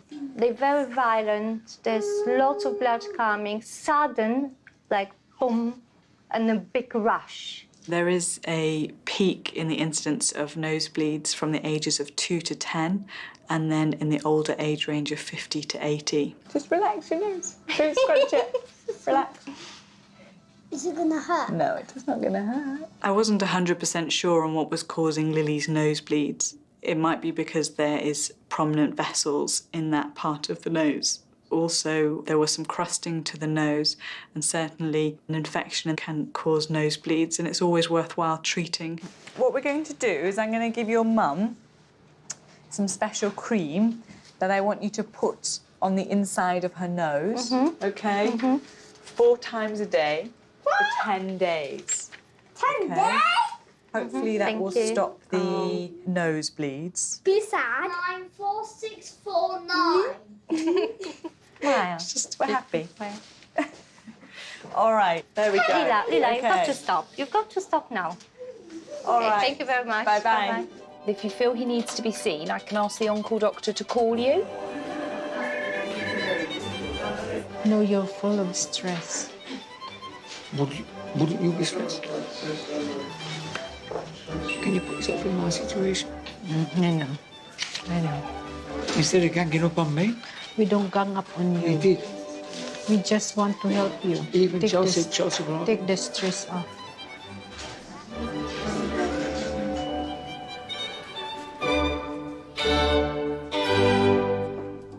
Come in. Pleased to meet you, man. Hello. Please do all have a seat. I'm from Australia. Are you? I'm over for about 3 months. Great. Recently retired from work. Oh, congratulations. Well, I've done a bit. Yeah. What job did you do? I work for council in Sydney. In Australia? In Sydney. But you're from the UK originally? Sheffield. Sheffield. Yeah, you can't take his way, can you? You can't. What can we do for you Well, today? what happened is me looking after myself since I've retired. Go to the gym 3 times a week. Yeah. Swim, do my 30 laps after half an hour in the gym. Well done. Yeah, exactly. I'm feeling good, lost a bit of weight, looking after myself. Brilliant. Started getting floaters and flashes. Oh dear. Exactly. So straight away I went to Sydney Eye Hospital. Well done. There's no detachment, but he says it's important that you have a follow-up in 6 to 8 weeks. So we've got to try and arrange a way for you to see an eye doctor. That's right. To have another examination. That's right. There we are. Well, we can sort Slot in that around out. about 6 weeks. I can sort that out for you. I've not slept for 2 days, so I think that can probably affect this. I don't know, can they cure floaters? No. Kind of thing now, instead of turning my head suddenly, I might get a little arc, light flash, but I've got a floater there now, but I'm kind of learning how to put up with this. Yes. Floaters are shadows which are cast on the retina by debris which is inside the eyeball. The retina is the thin lining at the back of the eye which detects light. That's what you use to see. In most cases, floaters themselves don't need specific treatment. What I'd like you to do is, on the way out, if you hand this to reception so they can photocopy it, That's fine. and I'll send this off with the referral. Yeah. If we're not able to get that organised routinely, we can get you seen in the emergency eye clinic. Oh, that's fantastic. Oh, that's good. So that's easy to sort out. Thank you for your service. Nice to see you. Much appreciated, and thank you very much.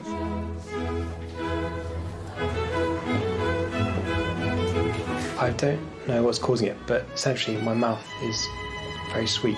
Very sweet. Yeah, it tastes like I've always got sugar in my mouth. I have to say it's a completely new one for me. I've never heard anyone say that before. I couldn't feel anything here and here. It's like when I had anesthetic. Did you have swelling on your tongue as well, or just the mouth? Not the tongue, just the And your mouth. breathing was okay? Well, okay. Okay. Every night this week, nothing, except for last night. All right. It started again last night. I thought, well, what's going on there? Feels like something's going to pop out of my ear. Okay, nice.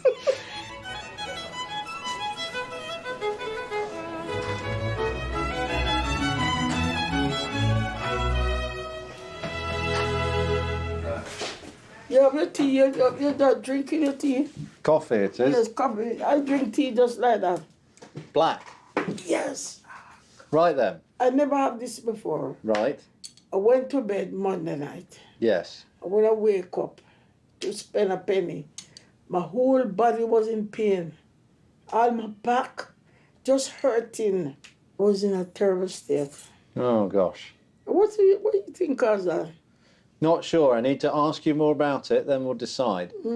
So, do you have a headache? Yesterday, I was having like a headache. Right. I don't have it today. Where does it hurt today? Both knees? Both knees. And Elbows? elbow. And when I do like that, when you do like that, I wanna, What do you mean? but when I breathe in, you could feel a pain around here and all that. Right. Is your vision normal? Yes, a vision. You know, sometimes I get the vision. Sometimes, like, the light, not this kind of light, like the bulb. Yeah. The bulb, like a zigzag, but it, A halo? what is it? No, halo is round. Oh, This is not a round. It's like a zigzag. okay. So can I have a look at your shoulders, maybe? Yeah. Can you maybe Take- slip this take off? this off. Have you got a T-shirt on? No, I don't really, I can't wear up clothes. Okay. Yeah. So let's just check up here. Are you tender around here? No, it's all right when you touch it. That feels all right? Yeah. Fine. Let's just work around your shoulder joint, okay? Okay. Yeah, yes, when you press At the back? right there, so right Okay. Can you stand up for me? Okay. there. Yeah. Perhaps if you have a seat. On the bed, Yeah, just sit on the Yeah. edge for me. like somebody was bashing me. Oh. All right. Can you put both hands behind your head for me? Yeah. Can you push your elbows back? Does that hurt? A little, not much. A little. Can you put your hands behind your back as though you're doing your bra? I can't do my bra that way. I have to do it in the front and then turn it. Yeah. So can you show me your knees? So which knee's worse? This one. And where does it hurt? This, you see how this one's there? Let me just work around your knee. Does it hurt on this And your side? hand cold. They are cold, aren't they? Yeah. Oh, it's so cold.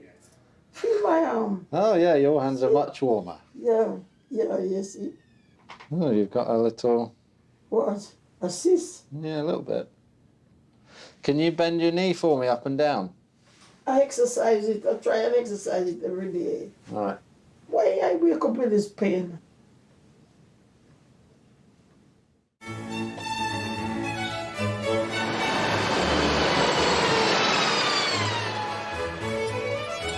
I'm Paul, the healthcare assistant here. Come for your blood test. Oh my God. Is this your natural hair or is this artificial hair? Yeah, natural hair. Sorry, it's squirted. It's definitely a cyst from the fact that it's squirting everywhere. I've done blood tests quite a few times and it's quite difficult to Really? find out, yeah. I like a challenge. Yeah, got it. You can have the record for most wax down your ear. Oh my God. Yeah. Come through. All right, I'm Karen. Thank you. How are you? Sit here for me. Yeah, Lovely. exactly. Okay, so you come to see me today about smoking, is that right? Yeah. You want to give up, do you?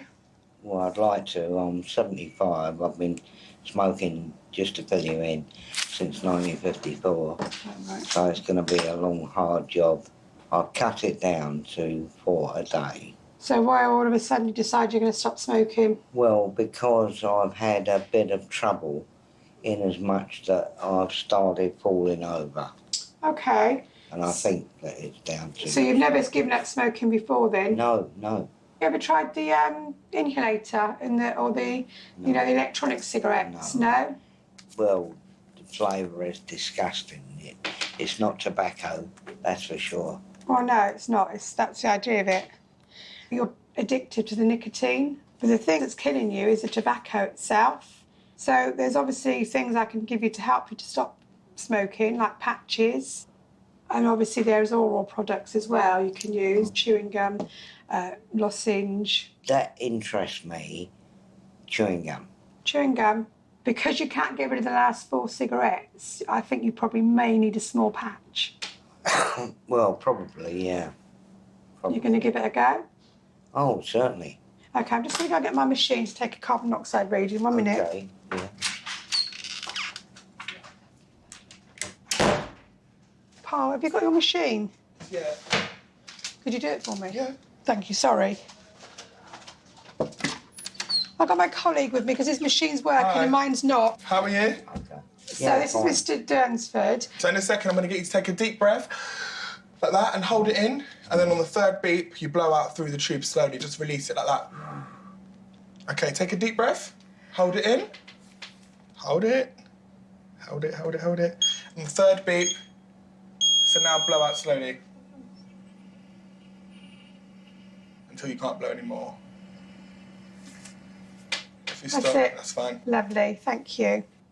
All right, that machine's telling us that your oxygen loss level is 2.4%. So that means your vital organs, liver, lungs, kidney, especially your heart, is working 2.5 times harder to keep you alive. Oh, God. It should be naught. Should be. Yeah, it should be naught. Yeah. So the plan of action will be I'm going to give you some low-dose patches. The patches are used 1 a day, and I'm also going to give you some chewing gum. You can have that as and when you need it. That gum, Yeah. will it increase my CO2 emission? No, it's going to release it. Because if you stop smoking, that's what the idea of this is about. Oh, right, right. If you'd like to come to the waiting room, I'll bring you the prescriptions to you. Come on, then. Come and have a seat over here again. What's your name? Dr. Pierce. Pierce. Yeah. Pierce. I used to work with a lady named Mrs. Pierce. We have met before. I think you had a chest problem then. Oh, when I have that, oh God, sorry. Jesus. Right. I'm not absolutely sure why you feel like this. I think that there are some things that we should rule out. What, like what? I want to rule out a problem called polymyalgia. What is that? It's a muscle inflammation problem. Because somebody was saying to me, I could be having inflammation. Polymyalgia is a syndrome causing muscular pain and stiffness, which quite often comes on relatively suddenly and usually affects muscles in the upper body, around the shoulders. It can make people feel quite ill and tired. It more commonly affects women and only really affects people over the age of 50. So I think the way to do that is with a blood test today. Maybe we should see you again tomorrow with the results. Tomorrow, Friday. So I have to come or kind of phone or so. We could phone. I'll leave it on the list for somebody to look at the results tomorrow and ring you. What time? Oh, they would ring me. I'll ask them to ring you and tell you whether or not you need to start some steroid tablets. Oh, God. Whenever we talk about polymyalgia, we also give people the same advice. If you were to suddenly develop a very severe headache or have any funny changes in your vision, you need to tell us immediately. Okay. I don't think that'll happen, but we always say the same thing. Yes. Well, it's nice of you to give me all these instructions. Doctor, you married? I am married, yes. You have children? I do, yes. How many? I've only got one. Only one. Oh, how old is she? 8 months. Oh, it's a baby. A girl. A girl. What's her name? Isabel. Isabel. Oh, dear. So, take these round to room 1. Yeah, room 1. Hold this for me, please. I can get them. So when you get old, you know, all kind of things. You want to get old? Not really. Anyway, I'll see you and thank you. All right. Yeah. Bye. Bye-bye. Thank you. Thank you very much. Pleasure. I hope you feel better soon. Okay, thank you. Okay, wonderful stuff. Take care. Thank you. Nice to see you. Bye-bye. Bye-bye. Would you say thank you to the doctor? You're welcome. Are you going to let your mum put the cream on so it gets better? You're welcome. Brilliant. Right. Thank you very much for that. Okay, It's great. nice to see you. Nice to see you. Bye-bye. Thank you. Bye, thank you.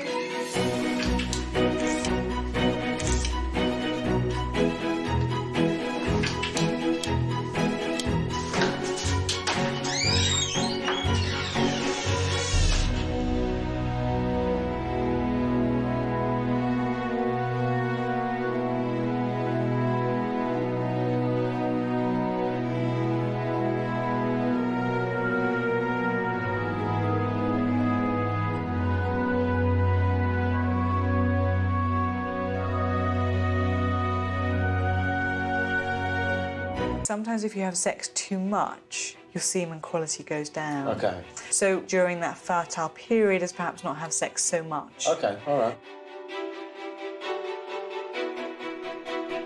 I'm really feeling down. I'm feeling, really suicidal. It scares me at the moment. You aren't the normal Sammy that you were a few weeks ago. I don't think I need any medication. Right, okay. I definitely don't think I'm getting ill. You've got to remember that you're a very good age. Sometimes you've got to slow down a bit. Yeah, I know, and I don't want to slow down so much. Any thoughts regarding work? You're 33 and not worked for 10 years, and Yeah, I you know, know it's shocking. the chances of returning to work are dwindling as we speak. Yeah. I know.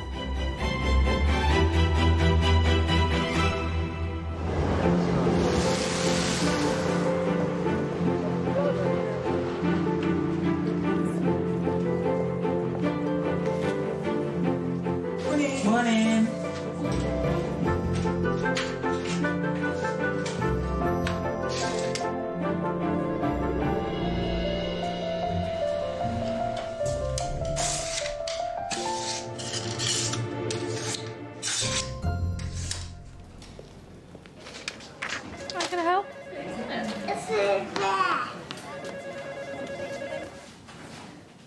OK, that's all booked. Bye. It's going to be a good day, Nana. So anyway, how are you getting on? Well, I'd like to ask you a question, whether you can answer it or not, I don't know. And that's the nicotine, I think, from smoking has lodged in my arteries. It's not the nicotine that's doing that to you.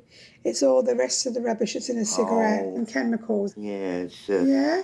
It's a fine dust, basically, isn't it, smoke? Yeah, well, it's killing you. And that's what's going through your arteries. How many cigarettes have you smoked since you saw me Thursday? 4, 8, about 12. Okay, so I thought you were going to use the patches and the gum and not smoke. That was the idea of this. Well, I did, but I cannot resist. So you're still craving for cigarettes. So then the regime that I put you on is not high enough. You've got a 4 milligram gum. Have you been using the gum? Well, I don't like to criticise it, but it's inclined, I think, to give me like indigestion. Yeah, it does. It can do. It can do. You know about that, okay. How about a lozenge? I tried to try a lozenge instead. So what you do is you suck it and you park it, you suck it and park it, and you keep doing that. What flavour are they? Mint. Oh, yeah. Is that all right? Yeah, that's fine. Very limited on that, I expect. Oh, there's not a lot of choice, I'm afraid. No. Okay.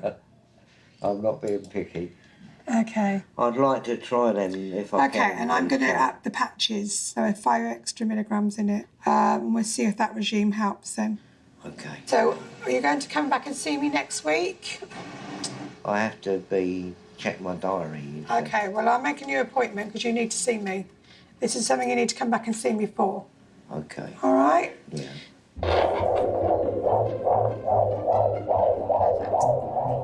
Hey, little man. Hello. Hi. Hi. I'm so sorry. Yelp if you need me to. It's all right. But we're just concerned that he doesn't seem to be... It's tough coming into the big world, isn't it? Calming down, gaining weight. He has gained weight. So what are the things that you've noticed, Barbara, that make you worried about Sammy? So there was lots of things which changed. So, for example, you are more energetic than usual. So it seems like the reactions are much stronger than usual. Also, you sleep with service charges, which never happened before. Sorry, what was that? Stopped paying service charges, which is very unusual. Okay, so you have to pay service charges? Yeah. But you're not doing it? No, I'm just behind in arrears. But in a week's time, I'm paying about £100 towards that. How did that happen, that you got in arrears? I just slipped behind in payments. Right, but then you must have spent the money on something else. Yeah. So what did you buy? I just bought shaving, grooming kit. Must have been a lot of money on that. Yeah. Why did you spend so much money on those things? I don't know how to... Did you really need them, all of those things? Yeah, because I groom every day. Yeah, but you obviously you used to be able to afford to buy what you needed and pay the charges. Yeah. Were there other things that you bought? Some shirt, t-shirts, underpants, and cologne. All right, okay. Bipolar disorder is usually really quite a severe mental health problem in which your mood can either be very high, which is we call either manic or hypomanic, or really very low, depressed. People become hyper. They often buy loads of stuff. Often people will buy things that they can't really afford. They may think that they're famous. I had a patient who bought a ticket on Concorde because he thought he needed to go to the States straight away for no particular reason. I mean, obviously, you've been living at the hospital there for a long time now. Yeah, 5 years, 4 months. Now, today is 5 years, 4 Okay, months. is this the first time you've been in arrears? Yeah, first time, yeah. So something's not right, is it? Because you wouldn't normally allow that to happen, because you're very responsible. Yeah. The worry that I think Barbara has is that you're beginning to show early signs that you might actually be relapsing. No. Because the thing is, I saw my consultant psychiatrist on Saturday. Did you? Dr. Potter. Yeah, I saw him on the street near where I live. All right. And he said I look very well. Right. You can't tell what's going on inside your head from just looking at you, because I would have said you look very well as well. Yeah. And the thing is that what we know with the kind of problem that you have, that when people relapse, the first thing that you notice is not that they don't look well. They look fine. And it's just what they're doing isn't quite normal. You're still enjoying it if you've been here for 20 years? Yeah. Yeah. You know, it's a nice place to work and everybody's That's exactly what I say about pleasant. my place Yeah, of work. you know. Why is everyone getting flowers? I want flowers. Oh my God, is he being serious? I want flowers. Aaron, send me flowers, please. Gonna feel it, then I'll clean it with this alcohol wipe. You're very practical about the shop. Most men are not practical. How far do you have to be out of the borough to still be here? So, we 'cause have... I don't want to leave here ever. That's lovely. Thank you so much. No problem. Thank you very All much, right, then. Dr. Sherlock. Okay. Thank you. Bye-bye. Yes, thank you. I think that these are warning signs. If we don't do anything, you will get ill. And we really don't want that to happen again, because you've rebuilt your life. You've been absolutely well, today fine. is 5 years, 4 months Yeah. since I was discharged from the hospital. Yeah. So you've done... And within myself, I know if I was going to feel ill when I was... Okay, is that really the case? Yeah, I know. That you know? Because most people with your illness don't. Yeah. It's very unusual for people with your kind of illness to know. It's always other people who say you're not well, and that you have to then accept that they're right, and that means you should be on treatment. How do you feel about that, Sammy? Well, at the moment, I don't think I need any medication. I think I've done well 5 years and 4 months since March 29th, 2010. I was discharged from the hospital. I motivate myself, I go for walks, my weight is coming down. I don't think I need any medication. Right, okay. I definitely don't think I'm getting ill. Right. I feel well within myself. Okay, well, our advice is you aren't the normal Sammy that you were a few weeks ago, that you've changed. You aren't as well as you were. You can't notice that, you can't see that, and that's often the case. In Sammy's case, I thought it was really important that he should be on medication now, because it sounded as though he was beginning to relapse, and that could have been disastrous for him, as he might have ended up in hospital, because he wasn't taking any medication for bipolar disorder and hadn't been taking any for quite a long time. We would generally say to somebody like you really ought to be on medication forever. When you get ill, you get seriously ill and you end up going back into hospital. It's such a huge setback if that happens. We think we can avoid it now. All you need to do is to restart treatment. He is a patient, actually, he does get the final say as to whether he takes medication or not. He's taking a chance if he doesn't take it, but then maybe he's entitled to take that chance. Are you willing to see the psychiatrist? I'm willing to see the psychiatrist. So we'll do that. We'll do one step at a time. Yeah. I do think it's worthwhile going down this route. So what I will do then today is I'll phone them up. I'll try and arrange that you get an urgent appointment to be seen as quickly as possible. I'm sorry, you're obviously upset about that. Well, I'll see the psychiatrist, talk to him. Yeah. He can assess. Yeah. He'll assess me, and then he'll tell me if he thinks I'm getting ill or not. Yeah. Okay. I think it will be the best thing to do Okay. right now. No, you're right. That's that's the right way to do it, because they're the experts. Yeah. Thank you All very right. much. Thank you. Okay. Bye-bye. Bye-bye.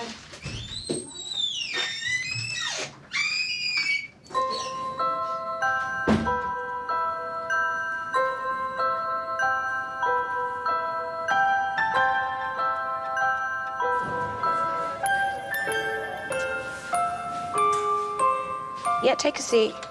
All right. Morning. So, Is there anything about your health that you particularly wanted to discuss today? Asthma is another of your medical problems. Is that well controlled, or What, asthma? Yeah. Well, no, I have had a bit of breathing problems recently. Not bad, but I'm not breathing as deeply as I would like to. And you're using I've your had some- medications? Yes, I've been using that. Do you know what triggers your asthma? What makes it worse? Well, I think that it's the pollution, Okay. the heat, the pollution, the traffic, the high road.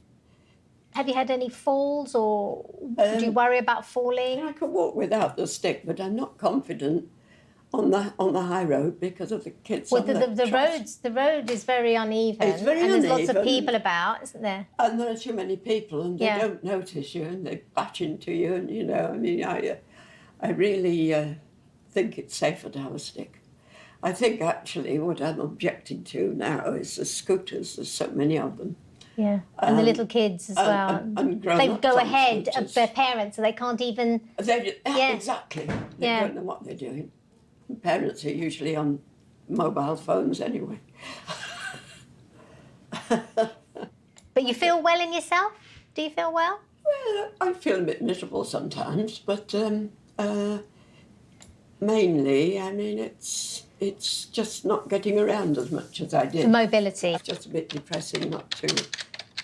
But I think Not also to be you've as got active to as you've I got would to like. remember that you're a very good age, and so you've got to you know, sometimes you've got to slow down a bit. Yeah, I know. Well, I don't want to slow down so much. I mean, I do feel I've got to get out. That's why I decided yesterday I've got to go out. So I took myself, as I say, I went to Collier's Wood. And then I felt quite pleased with myself that I got there on my own, you see, on the tube without depending on somebody else being there. And then I went to Mark's and had something to eat and came back home and felt fine. Have you ever heard of the befriending service from Age UK? I've heard of it, but I don't think I need it. I've got friends. You've got enough friends I've around. got a friend who came in this morning, actually. I mean, I think changing the focus does help, and I think probably if I go on holiday, I will probably be able to do it. Well, have a wonderful holiday. Yes, it's only a week. Well, a week is better than none at all, A week's isn't it? better than nothing, yes. Okay. All right, thank you for coming. All right, bye-bye. When are you looking at doing your work experience? Okay, so I think this coming week might be too soon. But if you wanted to write in, then I'm sure she would consider that. That's the only time I come in. Very good. Come in, take a seat. Busy day, indeed. Always. William has been in to see me on a number of occasions to discuss his anxiety and his cannabis misuse. I find that the weed is the only thing that keeps me sane. When I saw him last, we discussed ways forwards for this to reduce down the cannabis misuse and to try and increase his self-esteem with a long-term view to returning to the workplace. I really felt bad coming today, not asking not doing what you asked me to do, and I just thought, well, God, if I can't do what the doctors asked me to do, and the job centre are literally might as well be talking to a brick wall. How are you today? Yeah, I'm okay. I've been better, but I've been worse. So okay. I feel like a better person, like less stressed, like more energy. I'm not thinking about the weed as much. It would be nice if I could cut down and knock it on the head completely to the point where, you know, I don't think about it, but I don't ever envisage it. I don't, not anytime soon. Okay. And have you what's happening at the moment, any thoughts regarding work? I mean, I'm still at that, I say crossroads, it's not really a crossroads. I feel like I'm just at that precipice with like no real skills that I can translate into the workplace. I mean, I've had some good jobs like many years ago, like another life ago really, and the gap in my CV is just so like huge. Yeah. That like I don't get the callbacks or anything. So it's 10 years without work. It's like 10 years without work. I mean, obviously I've done like a day here, a couple of days here, helped out and done a bit of voluntary work as well, but I feel like I'm going backwards. How are we going to get things going forwards? Obviously, I don't want to be on the sick. I don't want to be a benefit, like seen as benefit scum. At the moment, we've got you're 33 and not worked for 10 years. And I know, it's shocking. The chances of returning to work are dwindling as we speak. I know. We want you to become productive again, and you know. I know. think whether I had big dreams. That, like, this is what my first couple of counsellors was saying. Like, yeah, you built yourself up too high. So mate. the only counselling that we would have access to is through WCDAS or IDAS or whatever we're calling them. It's at the literally moment. that's my only option from counselling. From a counselling point of is view. through the drug angle. See, I'd rather talk to a wall than talk to someone like condescending with their. Yeah. And you've said before. I mean, what you said before. To me, what's the alternative? Go and have a drink. Like, no thanks. Yeah, I'd rather die. You've said before with the from the cannabis point of view, you use it to kind of treat anxieties and so forth. What if we tried another medication? A medication from an anxiety point of view. Have you been on anything antidepressant, anti-anxiety? I was on antidepressants for about 3 months, and it was the worst 3 months of my life. Like, Do you know which medication that was? I think it was fluoxetine. Fluoxetine. What happens if we tried something, perhaps a similar sort of medication called sertraline, and we gave it a try? Should we do that? Yeah. Okay. So I'm open to suggestions because it's literally I've been on this path for like 10, 12 years, bouncing along like just blowing in the wind, literally. And well, let's have a go because it might help to control the anxiety, and then that may well mean that you're smoking less cannabis. When we start people on these medications, we do like to review them early, so in 2 weeks' time. Okay. And so I'll do the sick note for 2 weeks. Okay. And then bring you back. That goes through to the 13th. Brilliant. Okay. Thank you very much. I'll see you in a couple of weeks' time. Thank you. Okay. Take care. Have a nice day. And you.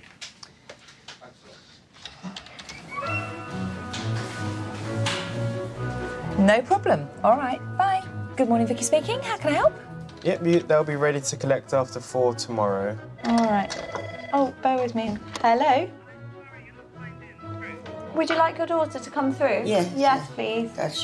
She's my next of kin and she does everything for me. Hello, how are you?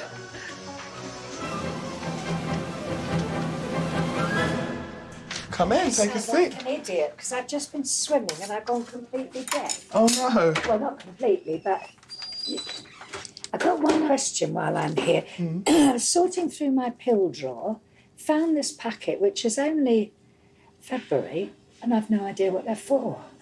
I hope it's not something I should be taking. I'll tell you. That's one I don't actually know. I can't say it, that's for sure. So nausea and vertigo? Oh, I know what it is. I had a very strange giddy turn. Yeah, there you go. And my neighbours all thought I was having a stroke. Oh, I was talking strangely. And did it just suddenly come on? Yeah, and I was trying to use my mobile to ring somebody and I couldn't sort of coordinate properly. Oh, I can't look at that. And it was nausea and... I'm just trying to think of the name of it. Gone from me as well. Was it about your ears? Was it to do with your ears, the balance? I think so, yes.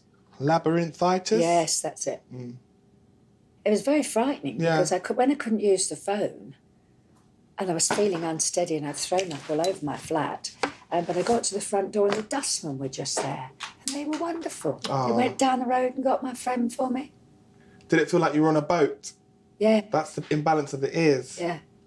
And I wasn't speaking clear. Oh, God, that's all the signs for a stroke. And of course, once you start to worry... Yes. That makes everything worse, doesn't it? But it's natural to worry. There you go. Lovely. All done. Thank you very much. Pleasure. Now I'm killing time. I've heard yesterday that I've got an appointment at George's this afternoon. Oh, So okay. I've got an appointment at the skin clinic. So Oh, you're getting around this yes, week? Absolutely. Nice to see you, always. All the bits are being checked. Take care. Bye-bye. Yo, yo, yo.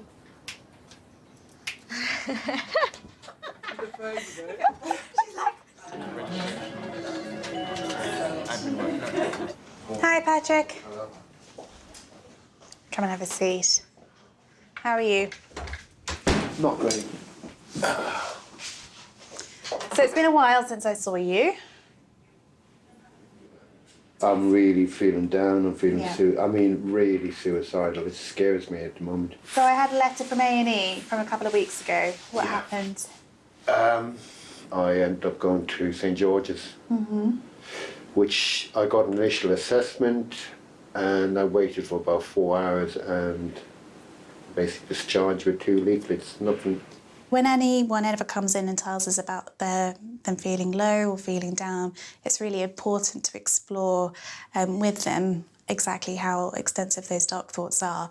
Are they just something that they've had a fleeting thought that would be a lot easier if you weren't alive? Or actually, is it more planned than that? Have they really thought through what they may do, and what steps have they taken to try that?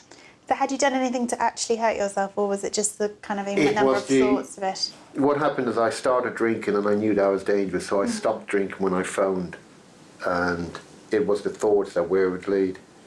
And how much are you drinking at the moment? I'm sort of drinking every other day, and when I'm drinking it's probably about 6 cans of cider or 2 bottles of wine, that sort of drinking. So that's kind of crept up quite a bit, hasn't it?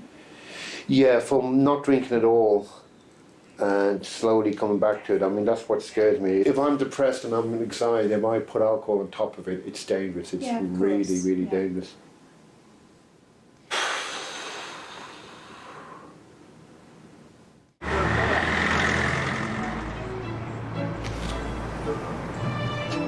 You're seeing Dr. Sayer this morning.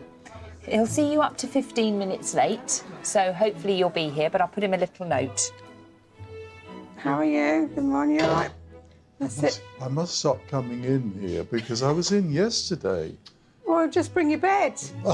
Any pain with it, or is it just more? Yeah, it is. It is a bit painful. It's a bit of a joke in our house that it's a repetitive strain injury from fishing. It might be a joke, but that's probably what's happened. Right. How often during the last year have you been unable to remember what happened the night before because you had been drinking? Starting drinking again is a warning sign that, and it distorts everything, and then it brings in the depression and the anxiety, and then I don't know which is which. I don't know if it's alcohol related or am I using alcohol to solve it, but it's dangerous. It goes hand in hand often, doesn't it? Yeah. So the drug and alcohol service, what help are they giving you at the moment, or what contact have you got with them? I'm going to see them for an assessment. It's a drop-in, and they like you to turn up at least 3 times a week. And how motivated do you feel about that at the moment? I really, really have to do that. Good. Because, see, I'm isolated. I'm in my bedsit. I'm feeling sorry for myself. I'm getting depressed, and it's dangerous. Okay.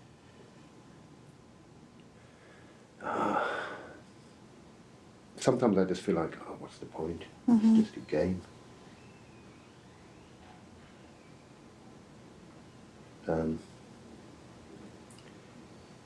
But as you say, there's not a lot you can do right now. It's a slow process. But it sounds like it's moving in the right direction in terms of the things that you're doing. Yeah, and the medication I'm not even too sure, but I mean, medication doesn't work with alcohol, so... No. So how much, you're having 150 at the moment, is that Yeah. right? Yeah. And you're still having it every day, or? I'm still having it. But alcohol just neutralises it or something. I don't know what it does, but...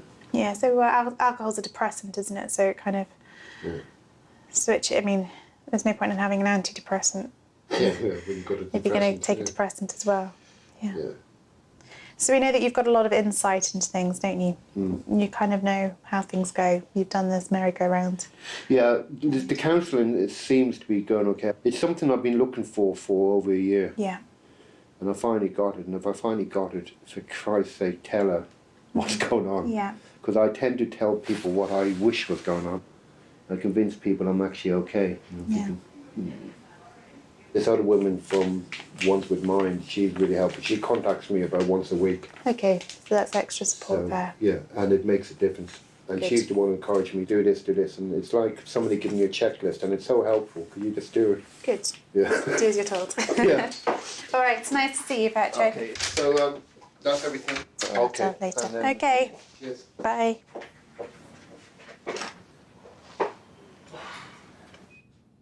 Yeah, a half an hour appointment. And you say that you can never get hold of me. I'll give you half an hour of my liquid gold time and you're not even here. Oh, what? So 4 o'clock next Wednesday? What's brought you in today? Basically, I have been having like pain in one of my breasts. Right. And I wasn't sure what it could be, like what it could be basically. I'm probably like a little bit oversensitive anyway because my mum had breast cancer about 3 years ago, so it's something I kind of keep an eye out for. What's happening with the pain? It's not really, it's kind of just like a bit of an ache, and it feels like more like bruising. Okay, and how long has it been there for? About 3 weeks. Okay. It was kind of straight after my period and has carried on. Okay, and are you on oral contraceptive or not? No. No. Okay. I wouldn't think much more of it at the moment Okay. in someone that is your age, is 24. I was just really worried, I think, just because of What kind happened? of everything. Yeah, understandable. But I just What age was she? She's actually had cancer twice. So she Of the had, breast twice? Or no, she had a lymphoma when she was about 26. Oh. And then breast cancer recently, and she's about 47, I think. Okay. So, because it's kind of a pattern with her, like I recently have been, the last couple of years have been kind of a bit more. And is there anyone else in the family that's had breast cancer? Yes, one of my great aunts on my mum's side. So she got diagnosed shortly after my mum did. So, okay, yeah. but she's a great aunt. So she's my mum's aunt. The mum's aunt. Yeah. Okay, yes, yeah, okay. So I always think it's quite a useful form. This is from Oxford University with their for their cancer genetics referrals. So if your mum had been diagnosed below the age of 40, one close relative, then we would be at that point we would be saying, well, actually maybe we'll do some genetic testing. And there's a couple of genes like the BRCA gene which are closely related to that. And often then you see, if someone's got a BRCA gene, probably there tends to be several people that have had problems. Right. So it might be somebody that presents very young, but there could also be 2 close relatives with breast cancer under the age of 60. So we're not sort of approaching any of these criteria. So we're not really thinking about increased risk. So I think that's hopefully quite a reassuring thing to think that is about. very reassuring, yeah. I think in general practice over the last few years, we've certainly seen a difference in the numbers of people presenting with very vague symptoms who are very concerned about significant underlying causes for this. There's so much coverage in the media of missed cancers and so much concern that any symptom could well be cancer. If you ended up with this sort of breast pain that was ongoing and it was coming from the breast tissue, then we would refer to a breast clinic at that point. Okay, so just keep an eye on it, basically. You would, yeah. Okay, cool. The real challenge in general practice is trying to identify the patients where those symptoms are important and we should be investigating them further. So yeah, I wouldn't worry too much about that, and then I'll just see how things go. Yeah, okay, brilliant. Okay. Great, thank you very much. No worries, take care. Have a good afternoon. Thanks, you too. Bye then.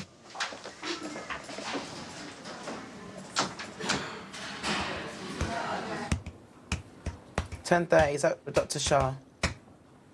All right then, take care. All right Bye. then. Hi. Are you showing the way to go? Okay. Yeah. Thank you very much.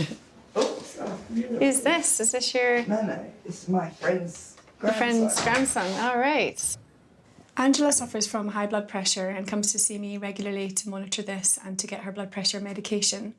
On the last occasion, we also discussed her addiction problems, and we agreed she was going to go to the drug and alcohol support team to try and help with this. I get the shakes, and I'm literally holding a can like that to drink it. I'm so sick of me. So sick of me. Should we do your blood pressure? You've been taking your tablets? Okay, yeah. Yeah? Yeah, absolutely.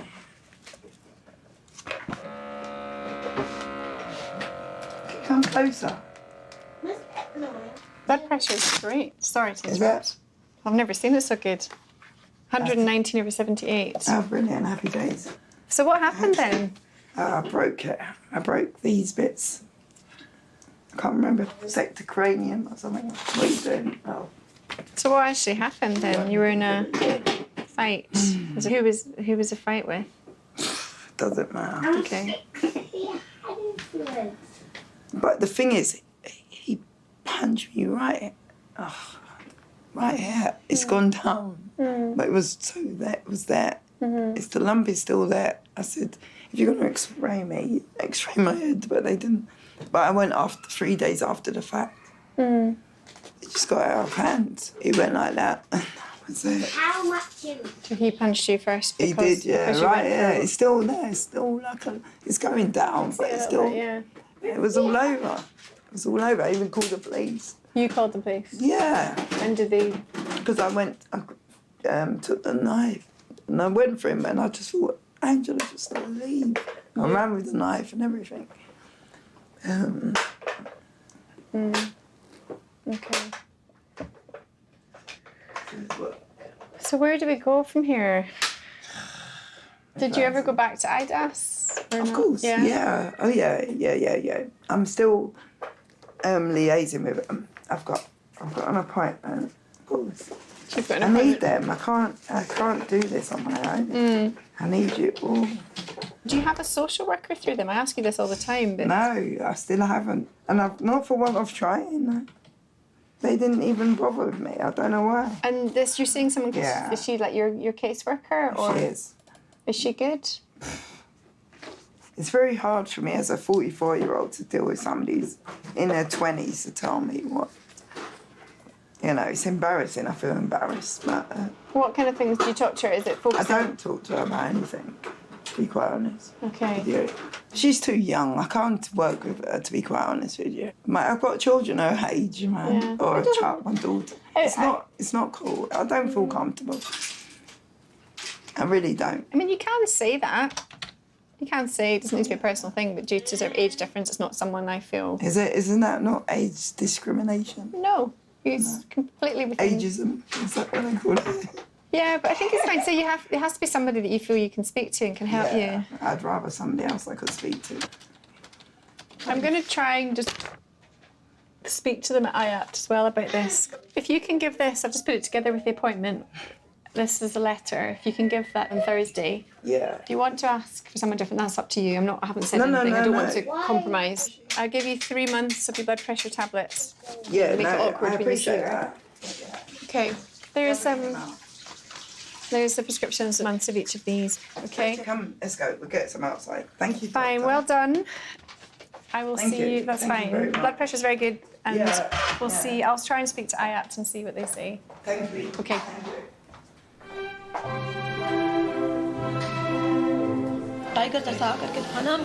कैसे सब इकट्ठे करेंगे इतना बड़ा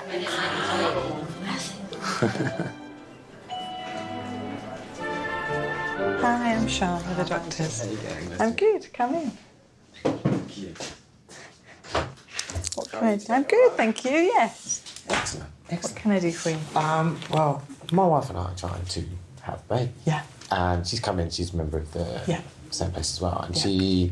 we've been trying for a little while now. Yeah. I know that we're in our mid-30s, so we wanted just to kind of like see, I don't know, maybe have a test to see how we're going. And, you know, I think she's already kind of had the first stage of testing done. Okay. And so that was just what we were kind of like hoping for. So, yeah. Fine. How long have you been trying for now? I would say probably we tried a little while ago, and it's probably been about 6 to 9 months now we've been trying for. Okay. So, yeah. Just getting that little bit of concern in place now because we've been trying to follow a schedule, see how it works, and nothing's really taken flight yet. So. Okay, fine. And then she's come off the pill again, or? Oh no, she never went back on. She never went back on it. No. I see. So you just stopped using condoms, or? Yeah. That's it. Yeah. Yeah. Okay.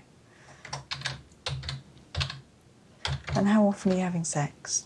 I'd say probably, I don't know, maybe like over the period, kind of like the window that we're given. You know, we have one of those apps on your phone, so we have like a 4 or 5 day period or whatever. Yeah. So we probably have like sex at least once a day over those times. Okay. And then in between, probably, I don't know, maybe 2 or 3 times. A week? Yeah. I know, probably in between the time. Because of work and everything, it's hard to find the time. We try, but so 2 to 3 times the other 2 outside of the weeks, fertile window. Yeah, that's it, yeah. And what's your lifestyle like in terms of... don't look overweight? No, thanks. Oh, I try and work out. I exercise. I play football once a week and go to the gym as well. What about smoking? No, I used to smoke, but I gave up about 6 months ago. And alcohol? I'm not a big drinker. Maybe like 4 drinks per week. I would say something along those kind of lines. Yeah, not excessive at all. So there's probably not much you can do lifestyle-wise, because you're already leading a pretty healthy lifestyle, really, aren't you? Thanks. Okay. Yeah, no, I tried to, definitely. Yeah, OK. I mean, let's get a semen analysis done for you, OK? And then we can see what that shows. You know, the majority of people will get pregnant. You know, so sometimes it's just a matter of time. You know, if we can't find a problem, let's just keep having sex and it should happen. Of course. You know, probability-wise, even in your age group, you know, sometimes it even take longer than a year. But I think, you know, we would potentially refer you in another 6 months if you weren't getting anywhere unless we found a problem.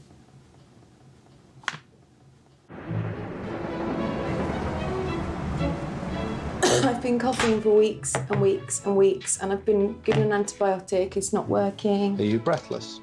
I feel a bit breathless, yeah. And in the mornings, it's really, really nice. I've got really thick green phlegm, and sometimes it has blood in it. It's just not going away. We've got to the stage where I have to get it checked out. Exactly. Make some noise.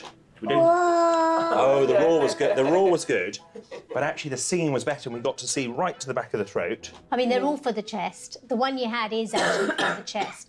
I think the fact that you've had an antibiotic and you're still coughing, we need to do a chest X-ray to see what's going on with your lungs.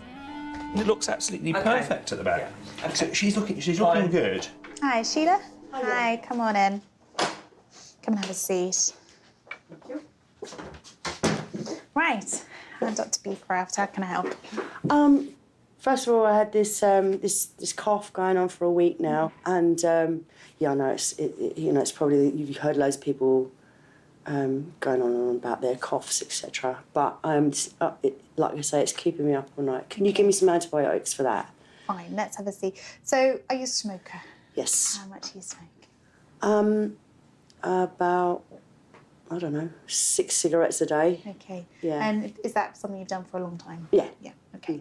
And what are your thoughts about your smoking? I don't have any thoughts about my smoking. Do you think it's a good thing or a bad thing? Or... It's not making me cough. Okay. It's something else making me cough. Let's have a little look. Just pop that on your finger. And what is it you do for work? I'm not working at the moment. Okay. Right, well done. Slip that off. And can I get you to stand up and we can have a little listen to your chest? So nice, big, deep breaths in and out for me. Okay. Right.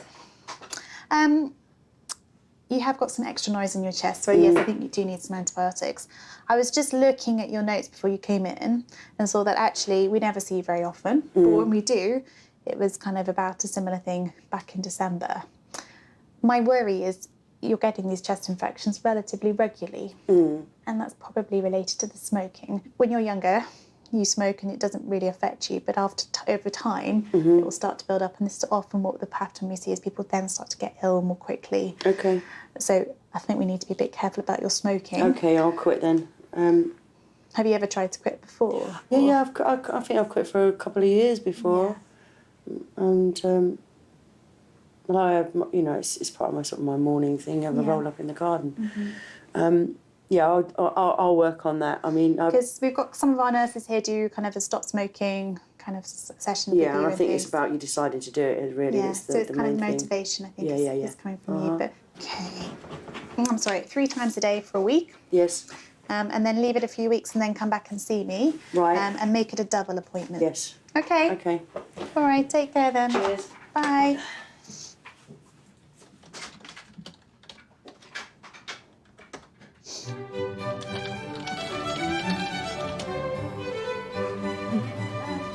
Hello. How are you?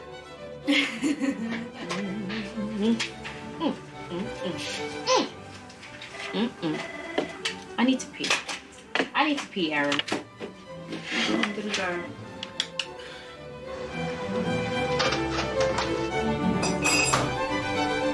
I'm so tired. Oh, I'm totally broken. Really?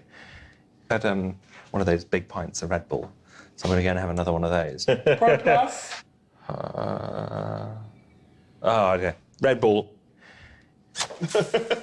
Onwards. You get in there. See you later. See ya. The only thing is, sometimes if you have sex too much, your semen quality goes down. Okay. So potentially I would say during that fertile period is perhaps not have sex so much. Okay, all right. So probably 2 or 3 times a week Okay. consistently is probably better Yeah. than every day during that Okay. fertile period. Yeah. Let me get a semen pack for you. So this is the pot. So no ejaculation for 2 to 7 days, okay? Wash your hands, obviously, no lubricants. You masturbate into here, okay? And you need to collect all of the ejaculate, okay? Name, date and time on the bottle. Okay.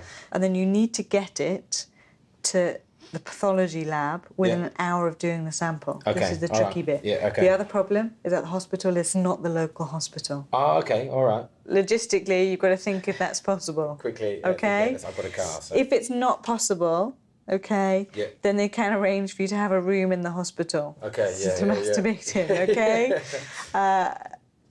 But you need to book Everybody's that, pre-book that room, okay? All right, no I don't worries. think a horrible hospital room is very pleasant, but you'll just have to think how long it's going to take you to get there, what time you go. Okay. And keep it warm, okay, in your Yeah. pocket.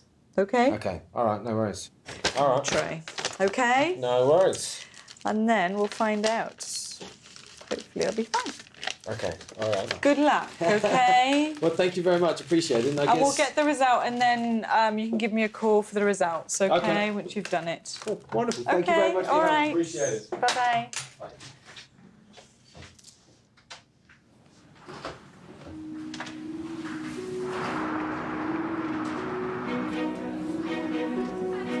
Well, I might still be here, but I finish at 7, so you might just catch me on the way out. Okay. Thank you No, very it's all right. much. It's all right for you. You can jump up like a whippet. Thank you, Doctor. Okay. Good. All right. Take care. Bye. Go on. She does. Very good. Good girl. All right, take it easy.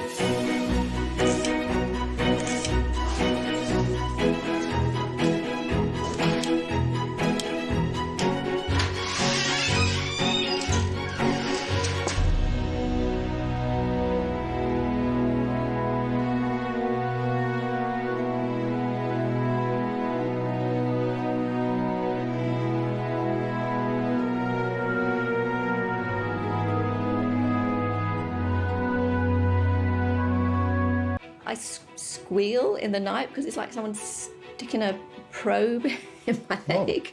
It's absolutely bizarre, and I've had it for months. So you must be very pleased you're pregnant and also No, I'm quite worried. absolutely terrified. Are you terrified? Absolutely terrified. Sort of getting the sort of bit down and sort of suicidal thoughts and things. How are you managing with the suicidal thoughts? What thoughts are going through your head? You know, just thoughts about ending it all and how I'd do it. I know it's a nuisance when you're there, but it's just delayed things for you anyway, hasn't it? Thing is, I'm absolutely furious. Owie. That was even bigger. Seriously? Have a look. Oh my goodness. Oh my god.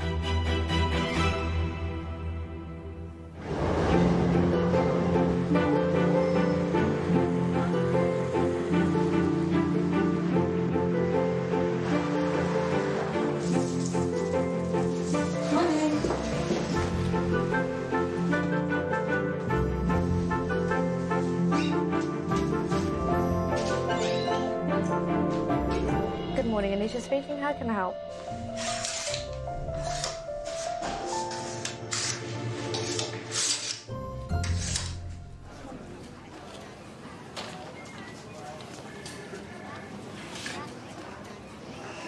Hi, Jackie. Hi, come on in.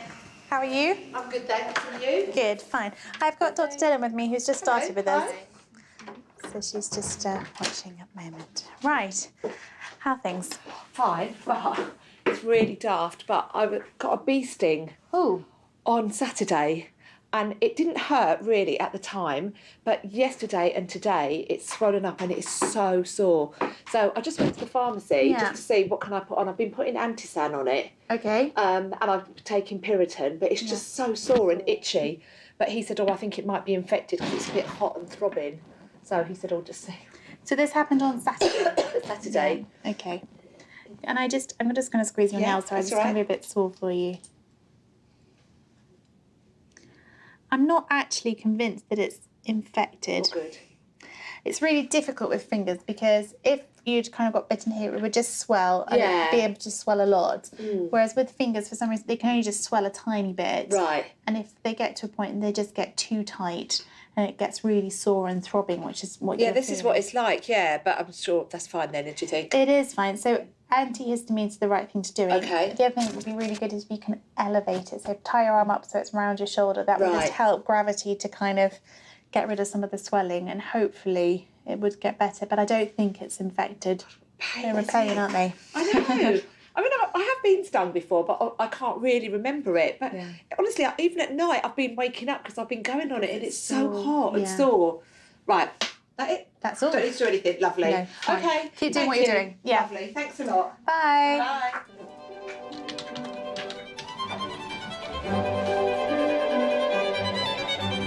Oh, and then guess what? When I went home yesterday, I'm like, what's that moving? Them proper ones with a big long leg spider, thin one, Literally, it was right where I had walked into. So I was like, oh my God, I just touched that. Nastiness. Nastiness.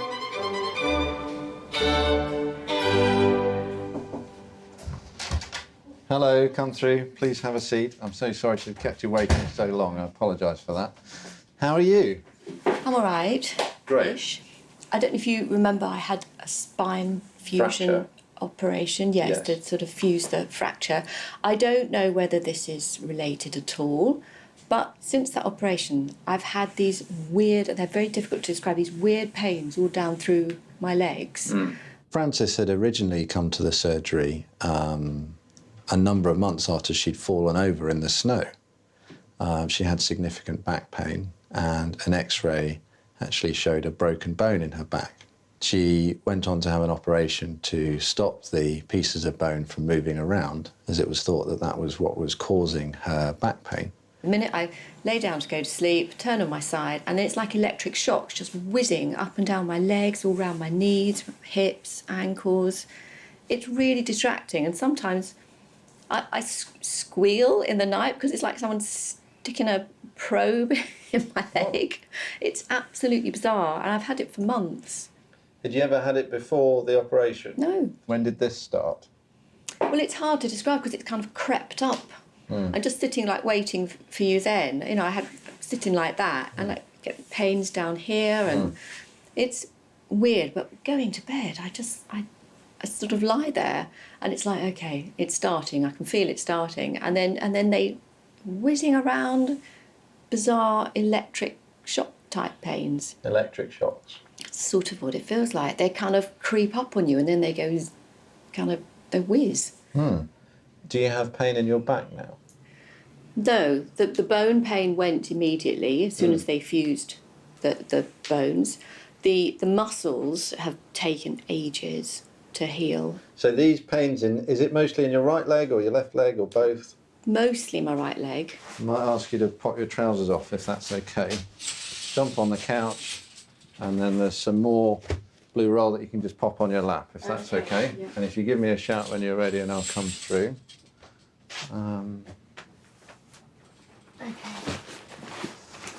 Great, so I'm just going to check all the nerves in your legs, if that's okay.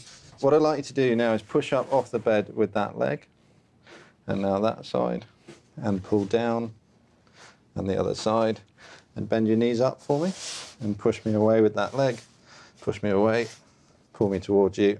I'm just going to lift your leg up and rest it on my arm. I want you to go completely relaxed and floppy.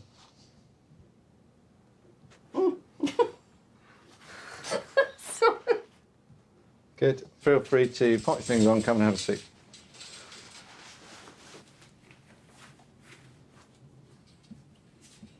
Right. It's weird, isn't it? It is. I'm not completely sure what the problem is. What I'd like to do is do some blood tests to check some of your vitamins and sugar control and stuff like that, and then see you with the results, and we'll make a plan about what to do. Does that sound okay? Yeah. But you don't think it's from what they've done on my back? That's what I was more concerned with, that it was... No, I don't. You know, Because the nerves which supply your legs come out much lower down. Yeah, okay. Okay. Right, thanks. No problem. Thanks very much. See you again.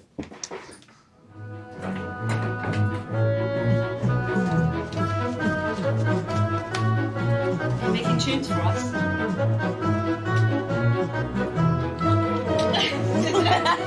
My neck hurts.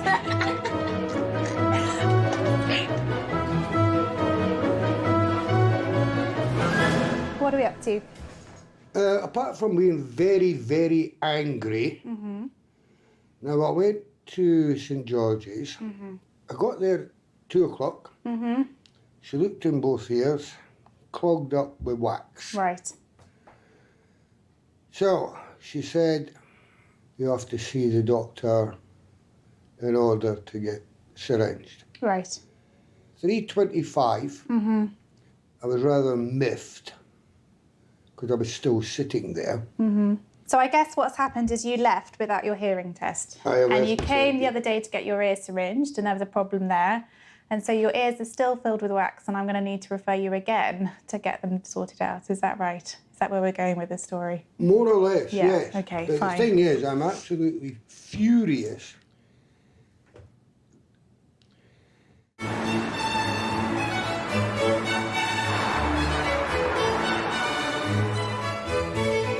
I've been a bit worried about my hearing in the last couple of years or so.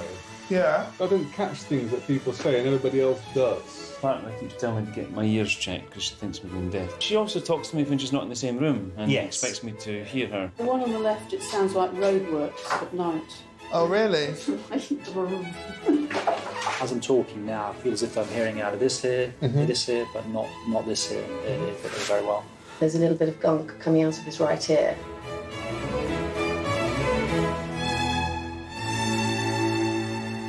Let's have a look at the ears now. So what were you coming to tell me today, just about this story? Was there anything new? Well, actually, I was coming here, hopefully with clean ears, in order to make another referral, because I came to the conclusion that referral you done the last time. So I've done several referrals for this. I really understand with Ian why he was so frustrated at being kept waiting at his hospital appointment.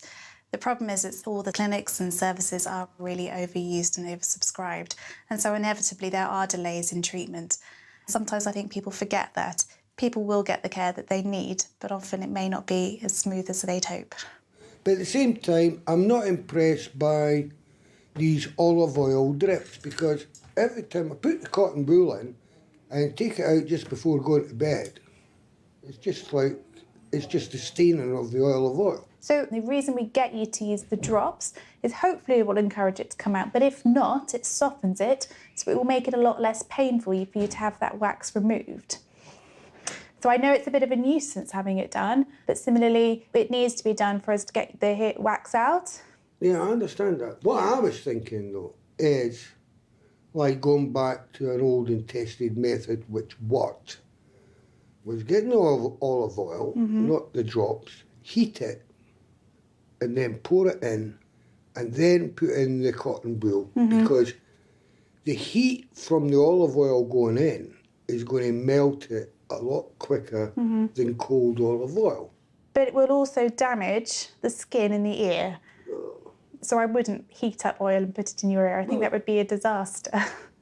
I'm not saying it's going to be boiling. It's you'd warm it, but just warm it. Yeah, I probably wouldn't do that, Ian. If it were my ears, I definitely wouldn't. Had you just sat there a bit longer at the clinic, you probably would have wax-free ears now. I know it's a nuisance when you're there, but it's just delayed things for you anyway. I've got other things to do rather than sit around waiting.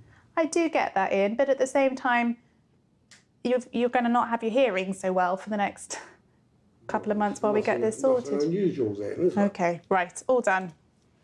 Is it? Yeah. Right. I will sort that out. Okay. Bye. Bye.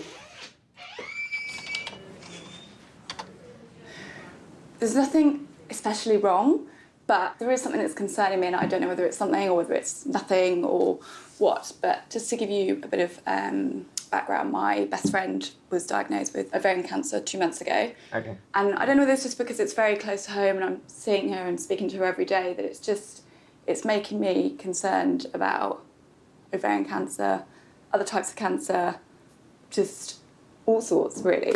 I appreciate that this is probably so stupid, but when I push in my ribs here, I feel like I'm pushing something back. Whether it feels like, I don't know if it feels like a gland or I don't think it's a lump, and I feel like it's always been there. Like it could have been there 10 years ago, but it never would have worried me, never thought anything of it. But now, because my mind is just like in overdrive, it's kind of was nothing, and now it's something, and I almost just need to come and speak to someone and just so I can... Sounds like you did need to. Yeah. So let's feel your tummy and see what there is. So hands are cold.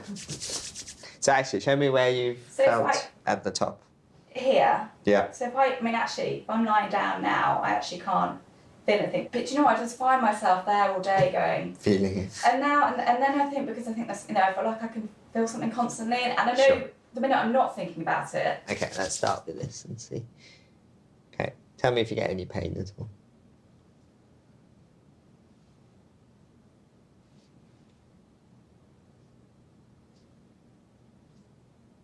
Okay, so when I did that, not painful anywhere? No. Okay, let's get you to stand up. Okay, and then show me where, feel it if you can. If you put your hand there, Yeah. I feel like I can feel something. Okay, yeah, I can feel that. And then just you a little think bit, it's the and same then- on this side or something on this side. So the same place? Yeah. Okay. That feels like muscle, actually.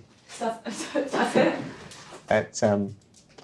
That actually is one of the big muscle groups in your abdomen that we're feeling. Okay. As you felt elsewhere, you've got obviously the main big muscle groups, which are in the middle. Yeah. And there you can clearly feel those in Yeah. you. But I think that's what we're feeling in this case. Right. In terms of organs, Yeah. you have the liver here, and I Yeah. can feel that. The Yeah. spleen's kind of at the back, right at the back here. Yeah. Then you've got your kind of kidneys there. You Yeah. can't feel those there, further at the back. Yeah. Your womb would be about here. Okay. Bladder and womb kind of all level, and your ovaries will be somewhere like here. Mhm. So it's miles away from Yeah. where we're feeling. Yeah. In terms of what you felt, I'm definitely not at all worried. Right. Okay. Okay. That's yeah. You know, as I said, Yes, my no, friend didn't have anything like fully that at all, and understandable. she's the same age as me, and it's completely come out of the blue, and it just makes you question everything, I think. Yes. But yeah, How did she find out then? What happened? So she said in the morning she'd lie down, she'd press her. Oh, and she felt something. And she felt a lump, and so she was just like, I really should just go and check this out and just put her mind at rest. And then fast forward 2 months, she's had a full hysterectomy, cervix, ovaries, everything out. Luckily, she's already had her kids, but now she's just recovering from that operation. She kept saying, you know, like, as long as, you know, if anything comes out of this, if you're worried about anything, you just go and get it checked out. And which is why I came, really, just to sort of, I'm sure I'm probably being stupid, but... No, but as you Always said, need someone to it's tell worth me. checking out. It's Yeah. worth checking it. And something you don't know what it is, it's worth checking. Yeah. So in this case, it's fine. Great. But if you do find anything else, do come back. Wonderful. Okay. All right? Thanks very much. All right, bye-bye. Bye. See you.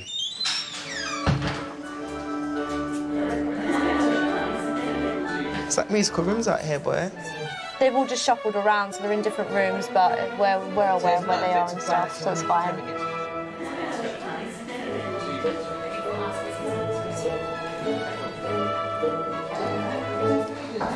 Come in. Hello. You all right? Up there, around here, and the car. Yeah. Oh, no, the room. I get moved around a lot. Yes. It's very unpredictable. So, in terms of your blood results, we've been trying to decide whether or not you needed to go and see somebody about this tummy pain. Yeah.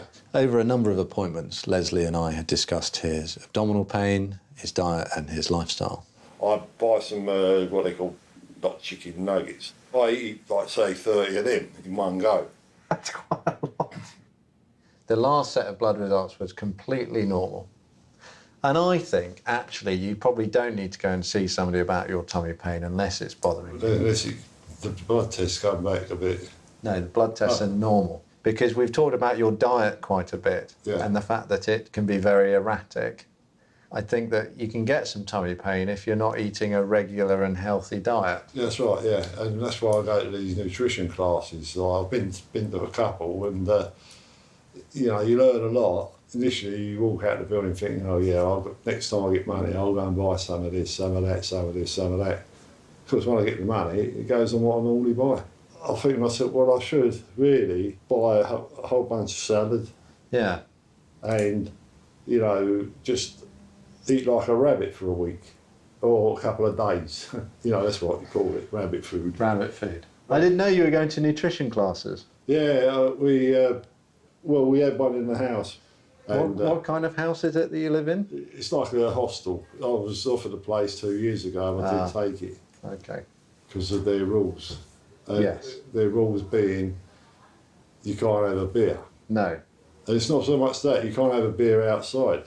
So I'll give that the elbow. But this place here, they don't say you can drink, but if you do drink in the house, just drink in your room. Leslie and I have talked about his alcohol consumption. I'd really like to work with Leslie to try and help him to eat a healthy diet and to try and reduce his alcohol consumption. So let's conclude. Your tummy pain, you've had it for 20 years. Right, yeah. It's not too bad. We know your diet's very erratic. And you've told me nothing like a swallowing problem or bleeding or weight loss, which makes me worry. Okay. Okay? Yeah. Lovely. Good to see you again. Yeah. So come and let me know if this tummy pain is worsening, and then we can do a referral. Yeah, okay. All right? Yeah. Yeah. Bye. Where's the sandwich list? Egg and cress. No, I don't want egg and cress. I don't know, something like chicken, like, New York. Tuna and spring onion. Tuna? And spring onion. You only do tuna and spring onion, isn't it? Never had that one before, but spring onion is quite nice.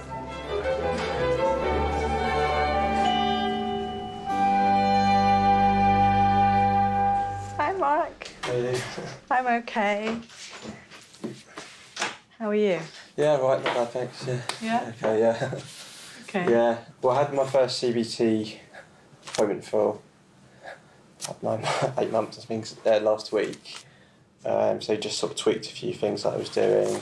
Okay. So I'm just going to try and go to bed at 11 every night and cut out all alcohol, which I've been doing last week. Mark has suffered with anxiety and depression since about 2012, 2013. He'd previously presented to his GP initially with just tiredness, but then he developed more depressive symptoms and was diagnosed with depression.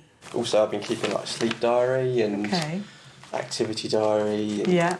Like a food and exercise journal as well. And just noting on it when I feel tired and how I feel, what thoughts are running through my head and that sort of thing. Yeah. Feeling a little bit better, but sort of mood sort of up and down still, which seems to be, I don't know, I thought I'd sort of, that had improved before, but it seems to still be sort of getting the sort of bit down and sort of suicidal thoughts and things. How are you managing with the suicidal thoughts? What thoughts are going through your head? Yeah, just feeling quite down and a bit dejected, I suppose, and just, just thoughts about ending it all and how I do it. But, I suppose they're quite occasional still. They're not like regular, but they're still quite sort of, it can last for an hour or two, sort of thing. I'm quite down and not really want to do anything.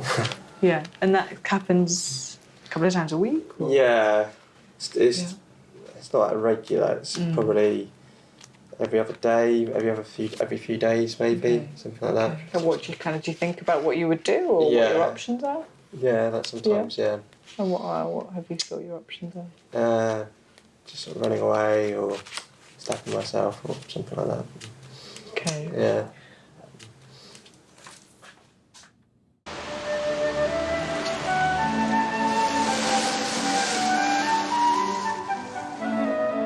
you know what I'm like, Yes. I will panic. You're worried, you don't and know. I'm worried, and I panic, and then I get depressed because I don't know what's going on. Like if I'm asleep, I quite often wake myself up thinking that I'm kind of choking a little bit. You're not actually, when you wake up, you're when I'm fine, okay. it's fine, but it's kind of like a panicky kind of thing. I was going to say, it sounds a bit like a panic attack. I think you put a bit of weight on since I last saw you, haven't you? Yeah, you used to be a skinny chap. I did. Well, it's all to do with my inactivity and Oh dear. depression. Oh dear, I'm sorry to hear that. I've had a lot of stress over the last couple of weeks because it's the end of our financial year and we've all been scrabbling to try and do our numbers. Yeah. I think you're unwell at the moment, Mm-hmm. and I do genuinely think that you will get better. Yeah, You know, I do have that hope. Yeah. You know, Yeah. that you are ill, and you know, I think we are getting you on the right track, and I think all credit to you because you put so much effort into getting better. Yeah, thank you. As well, you know. Yeah. And I think that you will have a fulfilling life again. Yeah. Mark is definitely someone who is doing his utmost to help himself, and when patients are really trying to help themselves, it does make our job much more easier, and they tend to respond better as well. Unfortunately, part of the problem with depression is that you sometimes lack that motivation and that drive. Are you still seeing the psychiatrist? Yes, but I haven't seen him for about a month. Okay, so there's that to do. I know we've got to sort your medication. I just need some more. But I don't know if I need a higher dosage on the sertraline. You know, in terms of safety, in terms of those suicidal thoughts, like if they get more common or you're taking them that bit further, then please let me know, let anyone here know. Okay. Go to A&E, because that's part of the illness, okay? And we won't want you to do anything when you're not, well. Yes, yes. You know, that has such serious consequences. Yeah. Okay. Yeah. Should we put a review on? Yeah. Let's do 4 weeks, because you'll have seen Yeah. the psychiatrist by then, and Yes. it'd be nice to know how the chronic fatigue referral is going through. Yes, sure. Okay? All right. Thanks so much. See ya. Bye.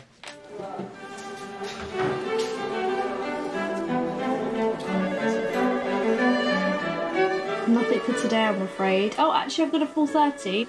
That'll be with Dr. Pierce. Yeah. What's the date of birth? What was the appointment for today? It's itching. I'm getting these marks around this area.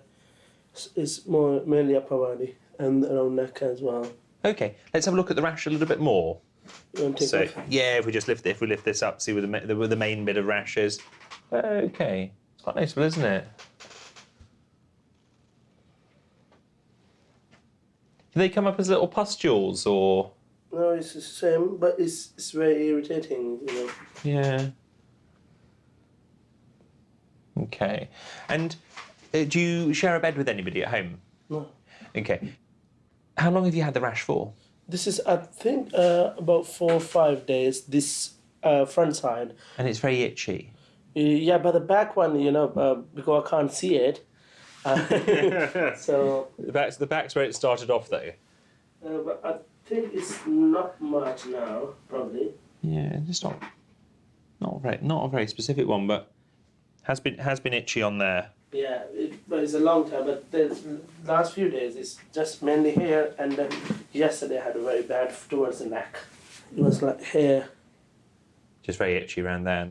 And what do you do work-wise? I'm an accountant. I'm an accountant, so not exposed to anything No, doing no, no. accountancy. No. I wonder, just looking at the rash, whether or not it could be a type of rash called scabies, which is caused by a little mite that lives on the skin. It's the sort of thing that you can pick up, sort of sleeping in a hotel bed or anything like that, where somebody else. It's the same bed I'm sleeping, and it's not being shared with anyone. Scabies is the name that's given to a condition where the skin is infested with a small mite that lives just under the skin surface. Some of the myths associated with scabies may be that it's a disease that dirty people have, but in actual fact it's something that we can pick up at any time.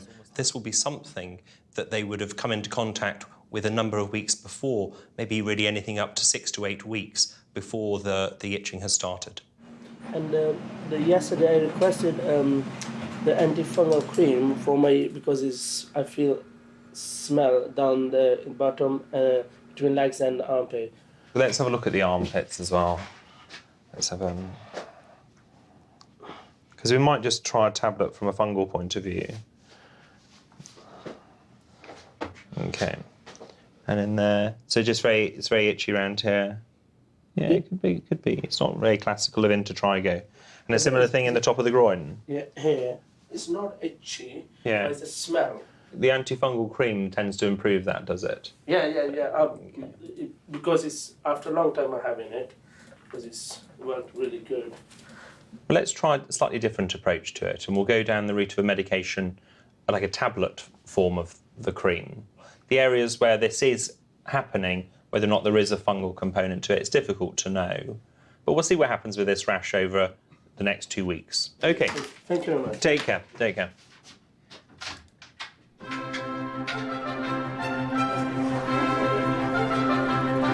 What we can do for you is we can either book the next appointment, which will be next week, or if you don't feel able to wait till then, I can get an on-call doctor to call you today.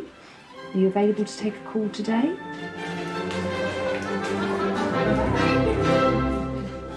Come in. Well, it started Monday. I've got an abscess or a boil in my mouth.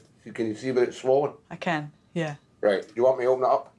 Well, when did it start? Sunday night, yeah, I didn't think it was. I think it's there on my gum. Can you see it? Yeah. Let me just wash my hands. Well, I just washed mine before I came out, but yours are probably cleaner. But I can't figure out why it's affecting my cheek. So, what did you notice, first of all? Monday I woke up and I went, oh, something with that. Because I wear a little plate, and it's near where the plate is, so I don't think that's doing it. When did you notice the swelling of your this cheek? morning. I didn't even, I got up, I had a quick wash in that. I'm going to I need a bath tonight. But I washed like that, I was in a hurry, I went like that, took those bits off as you do. Once a week, shaved tonight. Yeah. And I got somebody went, what's up with your face? I went, what do you mean? I said, well, there's a big swelling in the right hand side. Let's have a look then, so. Can you put your tongue on the top of your mouth, like I can do that. Not quite, just at the front of your mouth, so like that. Okay, fine. And then just relax, okay? Okay. And does this, I'm just going to press on your, does that hurt? Not in the cheek. Yeah. Where is it? You can press the bit that you think it is. Tell you what, just, can you lift that up? That's How's great. that? Oh, it's a nasty infection, isn't it? Oh, well, I don't know how I got it. Brush my teeth and all that. Can you do me a favour? Can you get both of your hands And what both lift was it? right? Hold Yeah. on, hold on. But how's that? Yeah. That's great. Okay, fine. When did you last go to the dentist? So that was 2 months ago. I'd never have any trouble with the so you dentist. went 2 months ago. Yeah, they put it in. I'm due for another checkup. Did you smoke? No, I stopped. I'm stopping. I've seen Mr. Passois at the moment since last September. How many years did you smoke for? A lot of years. Since about 16 or 17 16, years. so 45-ish years. But I've been chewing a lot of gum, but that wouldn't do it, would it? No. What about alcohol? I've cut back down on that and all. Have you ever drank in excess? Maybe years ago. That stopped in the last couple of years, pal. Okay. Sorry. Okay, that's fine. That's okay. Aye, maybe I've done something that It could, I I shouldn't think the have most done. likely thing is an infection. I Could agree, have it's a been bit me taking the unusual. gloves off, and sometimes you go like that if you're sweating on site. You know. So what, I'm going to give you some antibiotics to treat the infection. Probably be a good idea to try and see your dentist as well. Right. Okay. I'm going to give you some mouthwash Right. as well Okay. to use just to keep it all clean. So you're going to take some ibuprofen 3 times a day with food. Yeah. So that's for pain and swelling. If you're still in pain, you can take paracetamol on top of that. It's going to be high as a kite. In a couple of weeks, if there's any problem at all Make with an your gum, appointment. you need to come back. Because in people who've been heavy smokers, especially if you've been drinking as drinkers as well, we always need to make sure that everything heals up properly. Because if it's not, sometimes it can be a sign of something nasty like mouth cancer. Okay? All right. Thanks very much for your All help, right. doctor. Pleasure. Shan? I'm saying it wrong, isn't Shan. it? Shan. Yeah. Shan. Right, Shan. All right. Thank you very much. Bye. Aaron speaking, how can I help? Have you brought a urine sample in today? No, I didn't. One of the tests is a stool sample. Okay. So you'll need to drop that off for us if you don't mind. Are you able to provide one quickly now? It's touch and go, I can try. I've brought a sample because I hope I'm pregnant. Okay. Yeah. Good. Don't know if you need that. I don't actually, Okay. but no, it's good to bring it. We don't tend to repeat them here, but I'll ask some questions. The tests that we do here are exactly the same as the ones you buy over the counter. So, when was your last period? As the first question. 29th of What do you June. mean? June. Okay. And your periods are normally quite regular, are they? Well, they are. Apart from, I don't know if you've seen, but I've had 2 miscarriages, and one was recent. So I actually haven't had a period since the then. last one. So that period you're saying on the 29th of June was... Yeah, the miscarriage. Miscarriage, okay. Yeah, I'm sorry to hear. I saw that. I didn't realise you'd had one before as well. When was the previous miscarriage you had? It was April. Okay. And were both of them early in the pregnancy, or...? The first one was about 8 or 9 weeks. Okay. And then the last one was like 6.5, 7 weeks. So. Okay. So you must be very pleased you're pregnant and also No, I'm quite worried. absolutely terrified. Are you terrified? Absolutely terrified.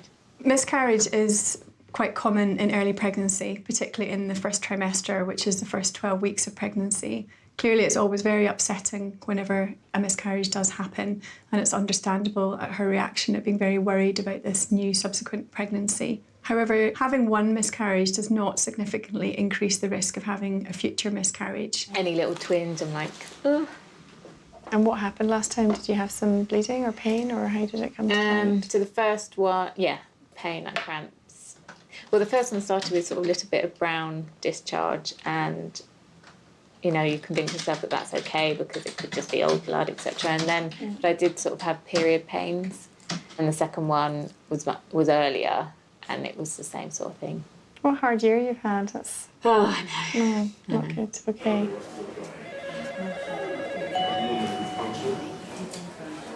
I saw it this morning. I know you did.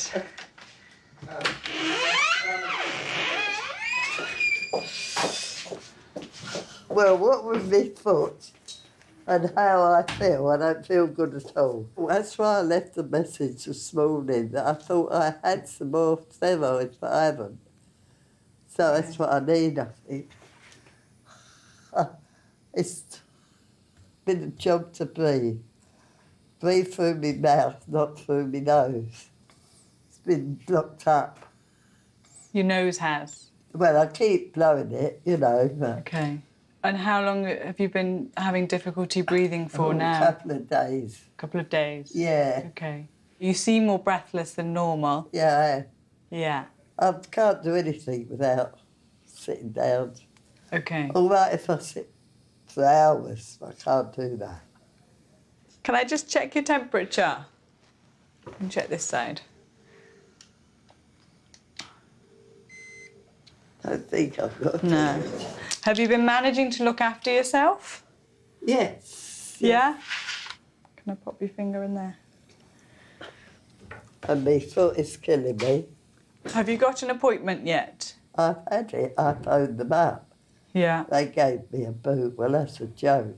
Ah. I tried wearing it, and what that does, it takes you off the floor that much. Right. So your hips ache because you're walking out all out of line. No good.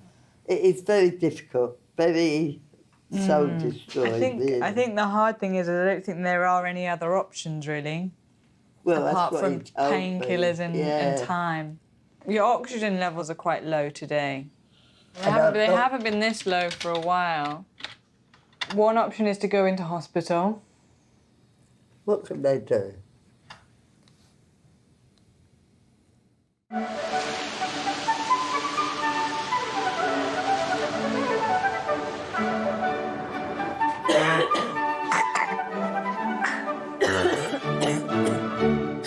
I can't breathe, I can't cope. I wake up 3 times a night and my partner is waking up. It's just getting worse and worse. I can't just breathe because constantly being blocked. I sort of feel wheezy, you know, sort of that I always need to sort of cough. Just feels almost like I'm sort of gasping for breath. It feels like I'm just kind of restricted. Lips tight on the cardboard bit, and then fire the air out fast. Okay. So it's a real...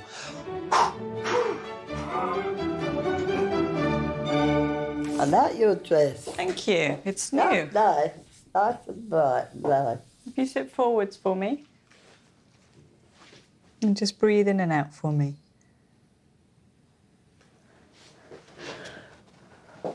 I had blood test this morning. Okay. So obviously your breathing's not so good today. It's quite a lot worse than normal. Yes, I know, from what I can do. And your oxygen levels are quite a lot lower than normal as well. One option is to go into hospital. The other option, which is potentially more risky, is to try and look after you, you know, here and at home. Well, if I could have another go here at home. Okay. The benefits of staying at home compared to going into hospital is that there's less waiting around. It tends to be a less stressful environment for their recovery. Also, they tend to sleep better as it's less noisy. And also there's a reduced risk of infection. If we felt it was safe for somebody to stay at home, we would always try and keep them at home. But obviously we need to take their wishes into consideration as well. If you tell me exactly what I've got to do, yeah, okay, then I'll do it. Yeah, I'll ask the respiratory nurses to come and visit you tomorrow. Yes. Okay, but if you have any problems, call the surgery as well. Okay. Yeah, because we can What help. such as problems? Look, if your breathing's getting worse or you Yeah. can't manage at home. Yeah, well, I would tell you. Yeah? Okay. Thanks a lot. All right. Yeah. Pleasure. Thanks very much. I'm seeing you next week, aren't It I? was raining when I came. Looks I like had it's to back stopped off. now. I think it's all right. Thanks, Doctor. All right. Thank Bye. you. By the way. What may be worth doing, given your history, is getting you an early scan in the pregnancy. Yeah, so that would we be can good. check everything's going okay. Yeah, that was one of the things I wanted to talk about, and then just if there's anything that I can do. Obviously, I'm willing to just try. I've stopped running, which probably I don't know if it's a good thing or a bad thing. I'm really trying to do everything I can, so at least then I can say to myself, with nothing I've done. Yeah, and I think that's normal to do that, and I think that's probably an appropriate thing to do. There isn't any evidence that running in any way will affect or doing sport will affect it, but human nature being what it is, it's not. If that's a decision made, that's fine to do that. Yeah. To be honest, whether it makes it better or worse, it's mostly out of your control because it's more to do with the DNA of the embryo that's forming rather than anything that you were doing.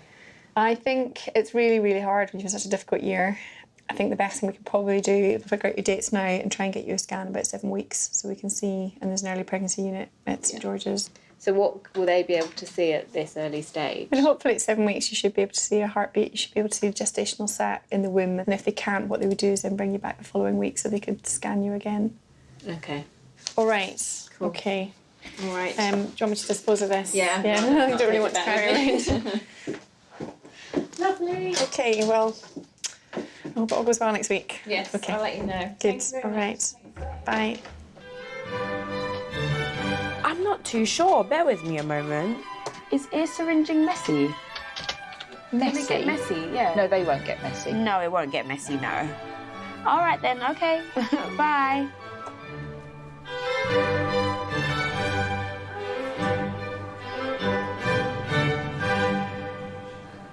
So have you had your ear syringed before? No. Irrigated or anything, no? It's not a painful procedure, it's just feels a bit weird, warm water in your ear. Okay.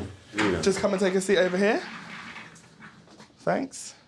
So if it does start to hurt, because it's not supposed to, then let me know and I'll stop. I'll put this here, don't get wet. Hold this cup under your ear like that for me. Look straight ahead. Keep your head just like that. Like that, straight ahead. Yeah. Cool. You ready? Yeah. Oh, wow. It was alright, actually. Whoa.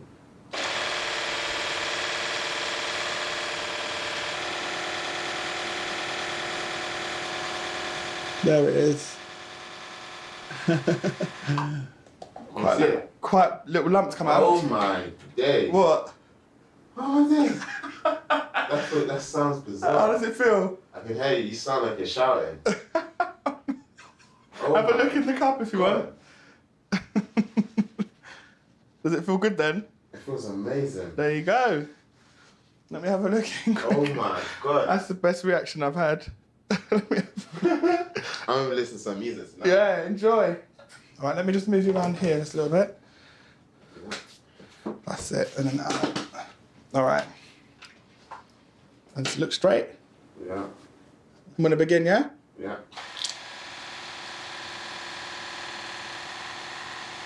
There we go. Wow. Wowee. That was even bigger. Seriously? Have a look. Oh my goodness. Oh my god. What? The hearing? Oh my goodness. It's weird, isn't it? Let me have a look. That is amazing. Let me just look.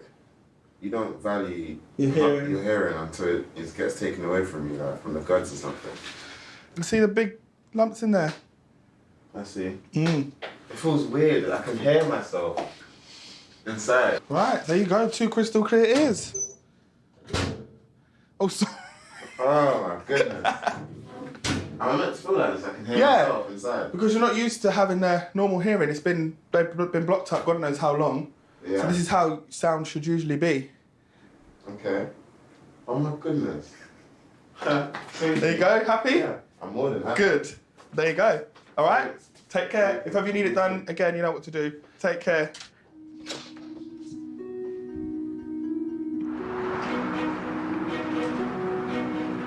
All right, nice to see you, Barbara. Bye. Nice to see you. Take care. Bye-bye. All right. Very much. No Lovely to problem. see you. That's okay. Thank you. Okay, lovely. Thanks for seeing me. No problem. Yeah, thanks a lot. Take care.